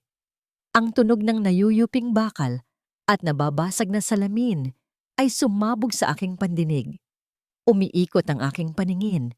Naramdaman ko ang isang matinding sakit sa aking tagiliran at ulo bago ako tuluyang nilamon ng katahimikan. Nagising ako sa amoy ng antiseptic at sa malambot na higaan. Iminulat ko ang aking mga mata at nakita ko ang puting kisame ng isang ospital. May bendahe ang aking ulo at may IV drip na nakakabit sa aking kamay. Masakit ang buong katawan ko, ngunit buhay ako. Miss Montellano, gising na po kayo. Isang nurse ang lumapit sa akin. May ngiti sa kanyang labi. Huwag po kayong mag-alala. Ligtas na po kayo. Nahuli na po si Mr. Inigo. At dahil sa mga ebidensyang dala nyo, napawalang sala na po si Congressman Romualdez. Napaluha ako. Hindi dahil sa sakit ng aking katawan, kundi dahil sa saya. Nagtagumpay ako. Ligtas na si Alex. Nang hapong iyon, habang nagpapahinga ako, bumukas ang pinto ng aking kwarto. Ang pagbukas nito ay hindi marahan, kundi biglaan. Pumasok si Alex, hindi bilang isang kongresista, kundi bilang isang tao. Gulo ang kanyang buhok, gusot ang kanyang damit, at ang kanyang mga mata ay puno ng mga emosyon na hindi ko pa nakikita dati. Takot, relief, at isang malalim na pagsisisi. Risha, ang pangalan ko ay lumabas sa kanyang bibig na parang isang dasal. Mabilis siyang lumapit sa aking kama. Hindi siya nagsalita. Sa halip, lumuhod siya sa tabi ng aking higaan, kinuha ang aking kamay na walang IV at idinikit ito sa kanyang pisngi. Naramdaman ko ang panginginig ng kanyang mga kamay. Naramdaman ko ang init ng kanyang hininga. At pagkatapos, naramdaman ko ang basa sa aking mga daliri. Umiiyak siya. Si Alejandro Romualdez, ang lalaking bakal, ay umiiyak na parang isang bata na muntik nang mawalan ng pinakamahalagang bagay sa kanyang buhay. I'm sorry. Humikbi siya. Ang kanyang boses ay basag. Dapat pinrotektahan kita. Dapat naniwala ako sa'yo. Akala ko, mawawala ka na sa akin habang buhay dahil sa katangahan ko. Hinaplos ko ang kanyang buhok gamit ang aking mahinang kamay. Okay lang. Tapos na. Ligtas na tayo. Iniangat niya ang kanyang mukha. Ang kanyang mga mata ay pula. Ngunit sa gitna ng kanyang pagluha, nakita ko ang isang bagong liwanag. Isang liwanag ng pagmamahal na walang halong paghuhusga. Sa sandaling iyon, pumasok ang isang doktor sa silid. May dala siyang clipboard at ang kanyang mukha ay seryoso. Congressman Miss Montellano, good evening po, bati niya. I have the results of your tests, ma'am. Okay lang ba siya, Doc? Mabilis na tanong ni Alex, tumayo siya at inalalayan ako. Stable na po ang vital signs niya. Sagot ng doktor, tiningnan ang mga papel. Ang mga sugat at pasa ay maghihilom din. Pero may isa po kaming nakita sa ultrasound na kailangan nating pag-usapan. Kinabahan ako. Ano po yon, Doc? Tumingin ang doktor sa akin. Pagkatapos ay kay Alex na may halong awa sa kanyang mga mata. Miss Montellano, nakita po namin sa inyong records na dati na kayong nagkaroon ng matinding internal injury sa inyong abdominal area dahil po sa impact ng aksidente kanina. Nagkaroon po ng panibagong stress sa inyong internal organs. Ano pong ibig sabihin yan? Tanong ni Alex, ang kanyang boses ay mahigpit sa pag-aalala. Huminga ng malalim ang doktor bago ibinigay ang hatol. Dahil po sa tindi ng pinsala sa kanyang matris noon, nagkaroon po ng permanenteng pinsala. I'm very sorry to tell you this. Pero dahil sa nangyari, malabong-malabo na po siyang magkaanak. Ang mga salita ng doktor ay tila isang matalim na kutsilyo na bumaon sa aking puso. Ang huling pangarap ko bilang isang babae, ang maging isang ina, ay tuluyan ng kinuha sa akin ng nakaraan. Napatingin ako kay Alex. Ang liwanag sa kanyang mga mata kanina ay biglang namatay. Ang kanyang mukha ay namutla at ang kanyang mga kamay ay dahan-dahang bumitaw sa akin. Nakita ko siyang napaurong ng bahagya na para bang sinampal siya ng isang katotohanang mas masakit pa kaysa sa rehas ng kulungan. Ang kalayaan ay may kapalit. At ang kapalit na yon ay ang kinabukasan na hindi na namin kailanman mabubuo ng magkasama. Ang courtroom ay puno ng mga taong nag-aabang. Ang bawat bulungan ay tila isang bubuyog na umuugong sa loob ng aking ulo. Nakaupo ako sa isang wheelchair sa unang hilera. Ang aking binti ay nakakast pa. Isang pisikal na paalala ng aking pagtakas mula sa impyerno. Sa tabi ko ay si Alex, nakasuot ng barong. Ang kanyang mukha ay seryoso, ngunit ang kanyang kamay ay bahagyang nakahawak sa handle ng aking upuan. Isang tahimik na pangako ng suporta. Nang pumasok si Marco sa silid, nakaposas at nakasuot ng uniforme ng bilanggo, ang buong courtroom ay natahimik. Ang dating arogante at makisig na lalaki ay isa na lamang anino ng kanyang dating sarili. Ang kanyang buhok ay magulo. Ang kanyang mga mata ay walang buhay at ang kanyang mga balikat ay nakakuba sa bigat ng kanyang mga kasalanan. Nagtama ang aming mga mata. Inasahan kong makakita ng galit o pagsisisi, ngunit ang nakita ko lang ay isang malamig na kawalan. Isa siyang sisidlan na walang laman. Sa sandaling iyon, wala akong naramdamang galit, wala ring saya. Tanging isang malalim na awa.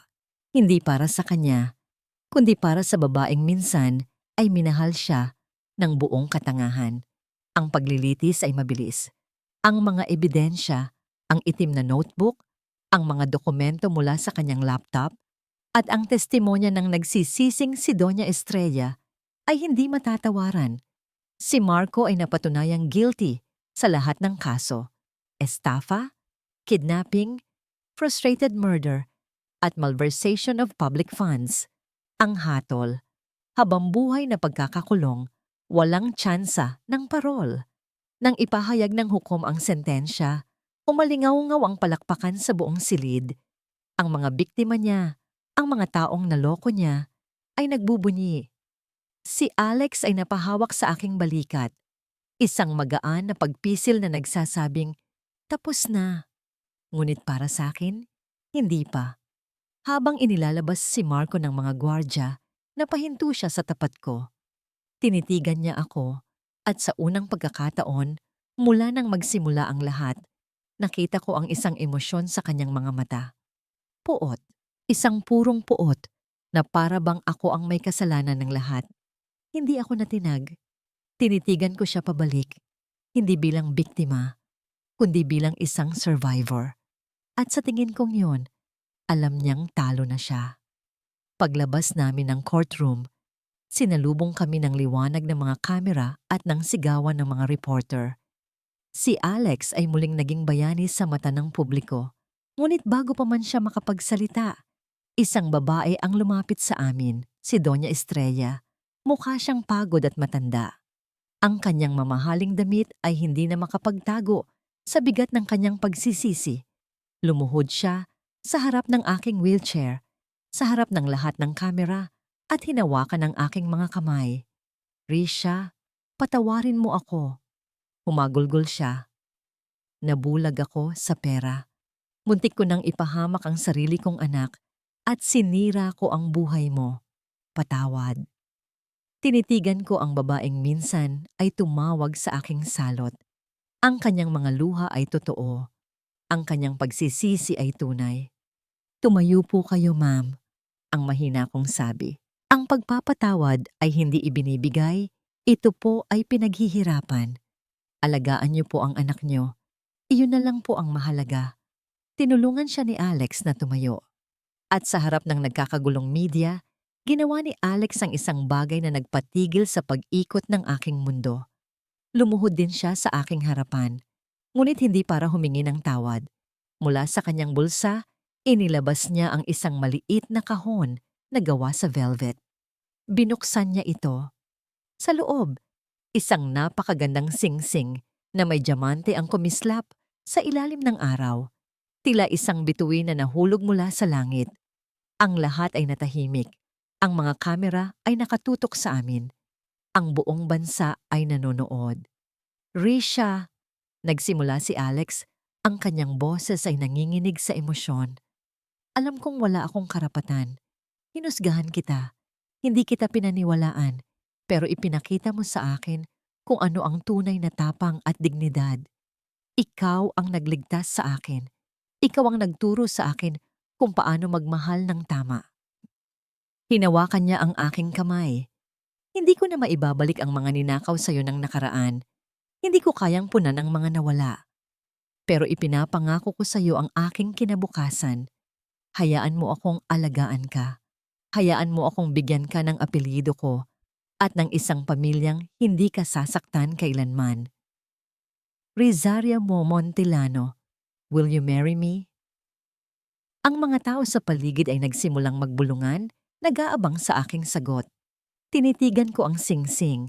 Napakaganda nito. Mas maganda pa sa pangarap ko. Ito ang simbolo ng lahat ng pinaghirapan ko. Isang masayang wakas, isang prinsipe, isang palasyo. Dahan-dahan, tiningnan ko si Alex. Nakita ko ang pag-asa, ang pagmamahal, at ang takot sa kanyang mga mata. Mahal ko siya. Alam ko yon sa kaibuturan ng aking puso. Pero ang pagmamahal ay hindi sapat. Inalis ko ng dahan-dahan ang aking kamay mula sa pagkakahawak niya. Ang ngiti sa kanyang labi ay unti-unting nawala, napalitan ng pagkalito. Ang ganda ng singsing, Alex, ang sabi ko. Ang boses ko ay kalmado, ngunit basag. Mas maganda pa kaysa sa singsing na gawa sa lata na pinangarap ko noon. Tumingin ako sa kanyang mga mata. Salamat. Salamat sa pagtulong mo sa akin na linisin ang pangalan ko. Salamat sa pagpapakita mo sa akin na may mga lalaki pa palang marunong lumuhod. Huminga ako ng malalim bago ibinigay ang aking hatol. Pero patawad, Alex, hindi ko kayang tanggapin yan. Nakita ko ang pagguho ng kanyang mundo sa isang iglap. Ang mga reporter ay napasinghap. Bakit? Ang tanging naitanong niya. Ang boses ay halos isang pakiusap. Dahil kahit malinis na ang pangalan ko sa mata ng batas, durog pa rin ang puso ko sa loob. Paliwanag ko, habang isang butil ng luha ang tumakas mula sa aking mata. At hindi ko kayang pakasalan, ang isang lalaking minsan ay tumingin sa akin na parang basura.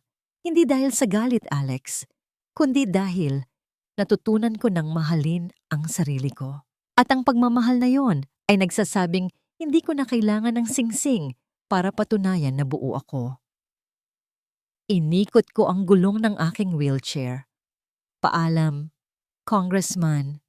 Tumalikod ako at nagsimulang umalis. Iniwan ko siya doon. Nakaluhod, hawak ang isang singsing na walang daliring pagsusuotan. Napapalibutan ng libu-libong matang nakatingin. Ngunit mas nag-iisa kaysa noong nasa loob siya ng kulungan. Ang hustisya ay naibigay na. Ngunit ang aming kwento, mukhang hindi isinulat para magkaroon ng masayang wakas. Isang taon. Isang taon na ang lumipas mula nang talikuran ko ang isang singsing na may diamante at ang lalaking nag-aalok nito. Isang taon na ang nakalipas mula nang piliin ko ang sarili ko. Hindi na ako nakatira sa anino ng takot. Ang maliit na apartment na inuupahan namin ngayon ni Inay ay simple lamang, ngunit ang bawat sulok nito ay puno ng kapayapaan. Ang amoy ng nilagang baka na niluluto ni Inay ay pumapalit sa amoy ng floor wax sa mansyon. Ang tunog ng kanyang mahinang pagtawa habang nanonood kami ng telebisyon ay musika sa aking pandinig. Mas matamis kaysa sa anumang katahimikan. Ang perang natanggap ko bilang danyos perwisyo mula sa kaso ay hindi ko ginastos sa luho. Ginamit ko ito para magtayo ng isang maliit na pundasyon, isang halfway house para sa mga babaeng biktima ng karahasan at pang-aabuso. Tinawag ko itong Bahay Pag-asa. Dito, ang mga babaeng minsan ay durog at wasak, tulad ko, ay natututong manahi, magluto, at higit sa lahat ay muling buuin ang kanilang mga sarili. Ang kanilang mga kwento ay mas masakit pa kaysa sa akin, ngunit ang kanilang pagbangon ay nagsisilbing inspirasyon ko araw-araw. Anak, may bisita ka. Tawag sa akin ni Inay isang hapon habang abala ko sa pag-aayos ng mga donasyon. Isang matandang babae, marahil ay kasing edad ni Doña Estrella, ang nakatayo sa aming pintuan. May dala siyang isang malaking sobre. Ako po ang pinadala ni Congressman Romualdez. Sabi ng babae, iniabot sa akin ang sobre. Ito po ay personal na donasyon niya para sa inyong pundasyon. Ipinagbilin po niya na huwag ipapaalam sa media. Binuksan ko ang sobre. Sa loob, isang tseke na may napakalaking halaga, sapat para mapalawak ang aming center at matulungan ang mas marami pang babae. Walang sulat, walang mensahe. Tanging ang pangalan niya at ang kanyang pirma. Ang pamilyar na pirma na minsan kong pinag-aralan sa kanyang mga dokumento. Ito ang ika-4 na beses na nagpadala siya ng tulong sa loob ng 1 taon. Laging palihim, laging sa pamamagitan ng ibang tao. Hindi niya ako sinusubukang kausapin, hindi niya ako ginugulo. Mula sa malayo, tinutulungan niya akong tuparin ang aking pangarap. Isang tahimik na pagsuporta na mas malakas pa kaysa sa anumang salita. Pakisabi po sa kanya, sabi ko sa babae. Tinatanggap ko ito hindi para sa akin, kundi para sa mga babaeng nangangailangan. At pakisabi, salamat. Isang gabi, habang nag-aayos ako ng mga report sa maliit na opisina ng Bahay Pag-asa, nakabukas ang telebisyon sa isang news channel. Isang pamilyar na muka ang lumitaw sa screen. Si Alex. Nakatayo siya sa podium sa Kongreso, ipinaglalaban ang isang batas para sa mas mataas na sahod at proteksyon ng mga kababaihang manggagawa sa pabrika. Ang kanyang boses ay puno ng pasyon. Ang kanyang mga salita ay matatalino at may bigat. Wala na ang anino ng aroganteng politiko na nakilala ko. Ang nasa harapan ko ngayon ay isang tunay na lingkod bayan, isang lalaking natutong gamitin ang kanyang kapangyarihan para sa tama. Napangiti ako. Isang ngiti na walang halong sakit o pait. Isang ngiti ng pagkilala. Nagbago na siya. At ako rin. Nang gabing iyon, pag-uwi ko, may isang sulat na naghihintay sa akin sa ibabaw ng aming maliit na mesa. Galing sa koreo, hindi sa personal na mensahero. Ang sulat kamay sa sobre ay pamilyar. Ito ay malinis, matatag, at walang pagkukunwari. Alam kong sa kanya galing. Ang aking puso ay nagsimulang tumibok ng bahagya ng mas mabilis. Umupo ako sa sofa at pinunit ang sobre ng buong ingat. Sa loob, isang pirasong papel lamang. Hindi ito mabango. Hindi ito mamahalin. Isang simpleng bond paper lamang. Risha, kung nababasa mo ito, ibig sabihin ay natupad na ang pangako ko sa sarili ko na bibigyan kita ng 1 taon ng katahimikan. 1 taon para buuin mo ang iyong sarili nang walang anino ko. Sana ay naging sapat iyon. Araw-araw, pinapanood kita mula sa malayo. Nakikita ko ang Bahay Pag-asa. Nakikita ko ang mga ngiti ng mga babaeng tinutulungan mo. Nakikita ko ang nangiti sa labi mo. Isang nangiting totoo na hindi ko kailanman nakita noong nasa ilalim ka ng aking bubong. At sa bawat ngiting iyon, alam kong tama ang naging desisyon mo sa labas ng korte. Nagbago ako, Risha, hindi dahil gusto kong bumalik ka sa akin, kundi dahil ipinakita mo sa akin kung gaano ako kaduwag at kabulag noon. Ang bawat batas na ipinapanukala ko para sa mga kababaihan Ang bawat proyektong inilulunsad ko para sa mga mahihirap ay inspirasyon mo. Ikaw ang naging konsensya ko. Hindi ako hihingi ng pangalawang pagkakataon. Alam kong hindi ako karapat-dapat. Ang hihilingin ko lang ay isang pagkakataon. Isang pagkakataon na makita kang muli, hindi bilang congressman at dating katulong, kundi bilang si Alex at si Risha. Bilang dalawang taong sinubok ng tadhana. Walang kamera, walang singsing, tanging tayo lang. Bukas, magkakaroon ng isang maliit na pagtitipon sa parke malapit sa inyo. Isang community project na ako, ang nanguna. Kung hindi ka dumating, maiintindihan ko. Hihintayin kita. At kung hindi ka man dumating, patuloy akong maghihintay. Kahit 10 taon pa, kahit habang buhay. Nagmamahal, Alex, niyakap ko ang sulat sa aking dibdib. Ang mga salita niya ay tila mainit na kumot na bumalot sa aking puso. Ang luhang pumatak sa papel ay hindi na luha ng sakit, kundi luha ng isang damdaming matagal ko nang ikinukubli. Ang pagmamahal na hindi kailanman namatay. Kinabukasan, ang araw ay sumikat ng napakaganda. Nagsuot ako ng isang simpleng dilaw na bestida, ang kulay ng pag-asa. Hindi ako nag-ayos ng sobra. Gusto kong makita niya ang tunay na ako. Naglakad ako papunta sa parke. Mula sa malayo natanaw ko siya. Nakatayo siya sa ilalim ng isang malaking puno ng akasya, nakikipag-usap sa mga bata. Nakasuot lang siya ng puting t-shirt at maong. Walang bakas ng kapangyarihan sa kanyang anyo. Mukha siyang ordinaryong tao. Mukha siyang masaya. Nang mag-angat siya ng tingin at makita ako, natigilan siya. Ang mundo sa paligid niya ay tila nawala. Ang ingay ng mga bata at ang ihip ng hangin ay napalitan ng isang makahulugang katahimikan sa pagitan naming dalawa. Hindi ako nagsalita. Hindi rin siya. Ngumiti lang ako. Dahan-dahan, kinuha ko ang payong na dala ko. Isang maliit na kulay dilaw na payong. Binuksan ko ito kahit na napakaganda ng sikat ng araw at walang bahid ng ulan. Iyon ang naging sagot ko. Nakita ko ang pag-unawa sa kanyang mga mata, kasunod ng isang ngiti na umabot hanggang sa kanyang kaluluwa. Ang ulan na minsan ay naging simbolo ng aming kalungkutan at pagdurusa ay tapos na. Panahon na para sa sikat ng araw. Lumapit ako sa kanya dahan-dahan. Ang bawat hakbang ay panatag at sigurado. Ang babaeng minsan ay tumakbo palayo, ay ngayoy handa nang maglakad pasulong. Ang bagyo ay lumipas na. Ang muling pagsilang ay nagsimula na. At sa ilalim ng asul na kalangitan, alam kong ito na ang simulaan ng isang bagong kabanata. Isang kabanatang isusulat naming dalawa.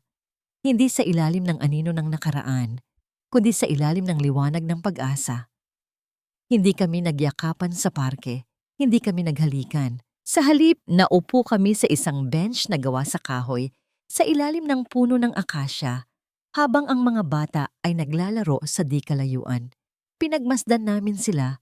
Ang halakhak nila ay tila isang musika na pumupuno sa hangin. Hindi ko akalain na darating ka. Ang pag-amin niya, ang kanyang boses ay puno ng relief.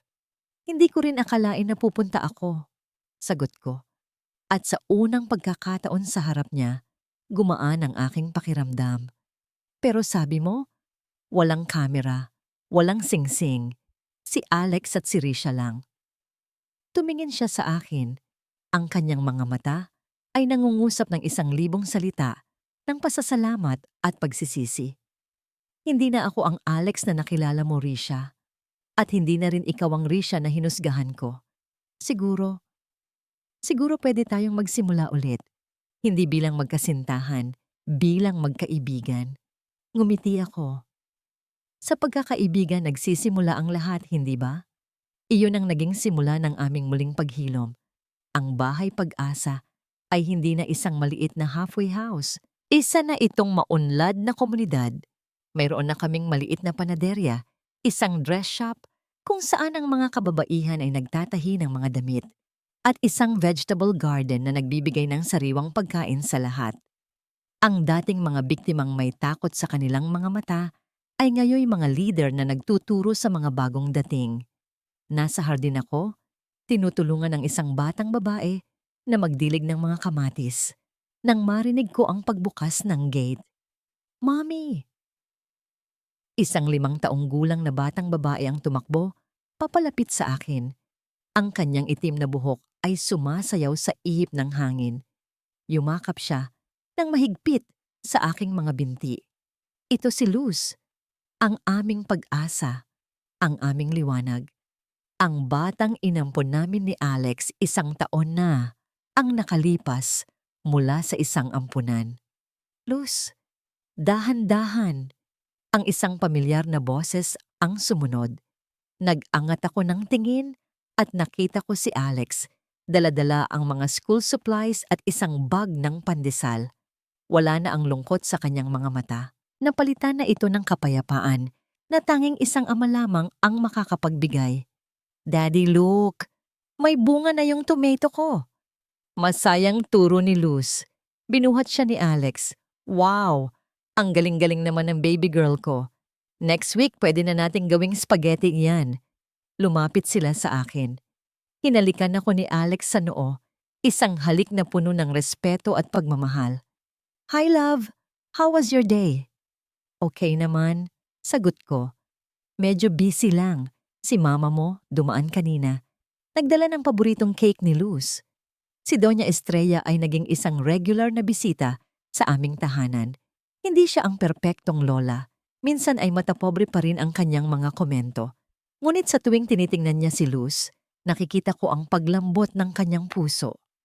Sa pamamagitan ng isang batang hindi niya kadugo, natutunan niyang magmahal ng walang kondisyon. Tungkol naman kay Marco, nabalitaan na lang namin na nalipat siya sa isang maximum security prison sa probinsya matapos subukang tumakas. Ang pangalan niya ay unti-unti nang nabura sa mga balita. Isang multo na lamang ng nakaraan na walang nang naaalala. Pagod ka na ba? Tanong sa akin ni Alex habang pinapanood namin si Luz na nakikipaglaro sa iba pang mga bata. Umiling ako at isinandal ang aking ulo sa kanyang balikat. Hindi.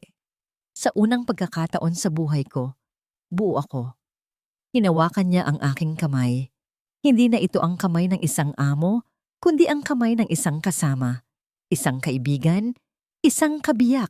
Ang pag-ibig na dumating sa akin ay hindi isang prinsipe na sumagip sa akin mula sa tore. Ito ay isang lalaking natutong maghintay sa ibaba. Nagbigay sa akin ng hagdan at hinayaan akong bumaba sa sarili kong mga paa. Ang ulan na minsan ay nagdala ng sakit at pagdurusa ay matagal nang tumila.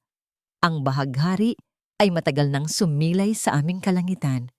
Dahil natutunan ko na hindi mo kailangan ng payong kapag meron kang isang taong handang mabasa kasama mo sa ilalim ng ulan, naghihintay sa pagsikat ng araw.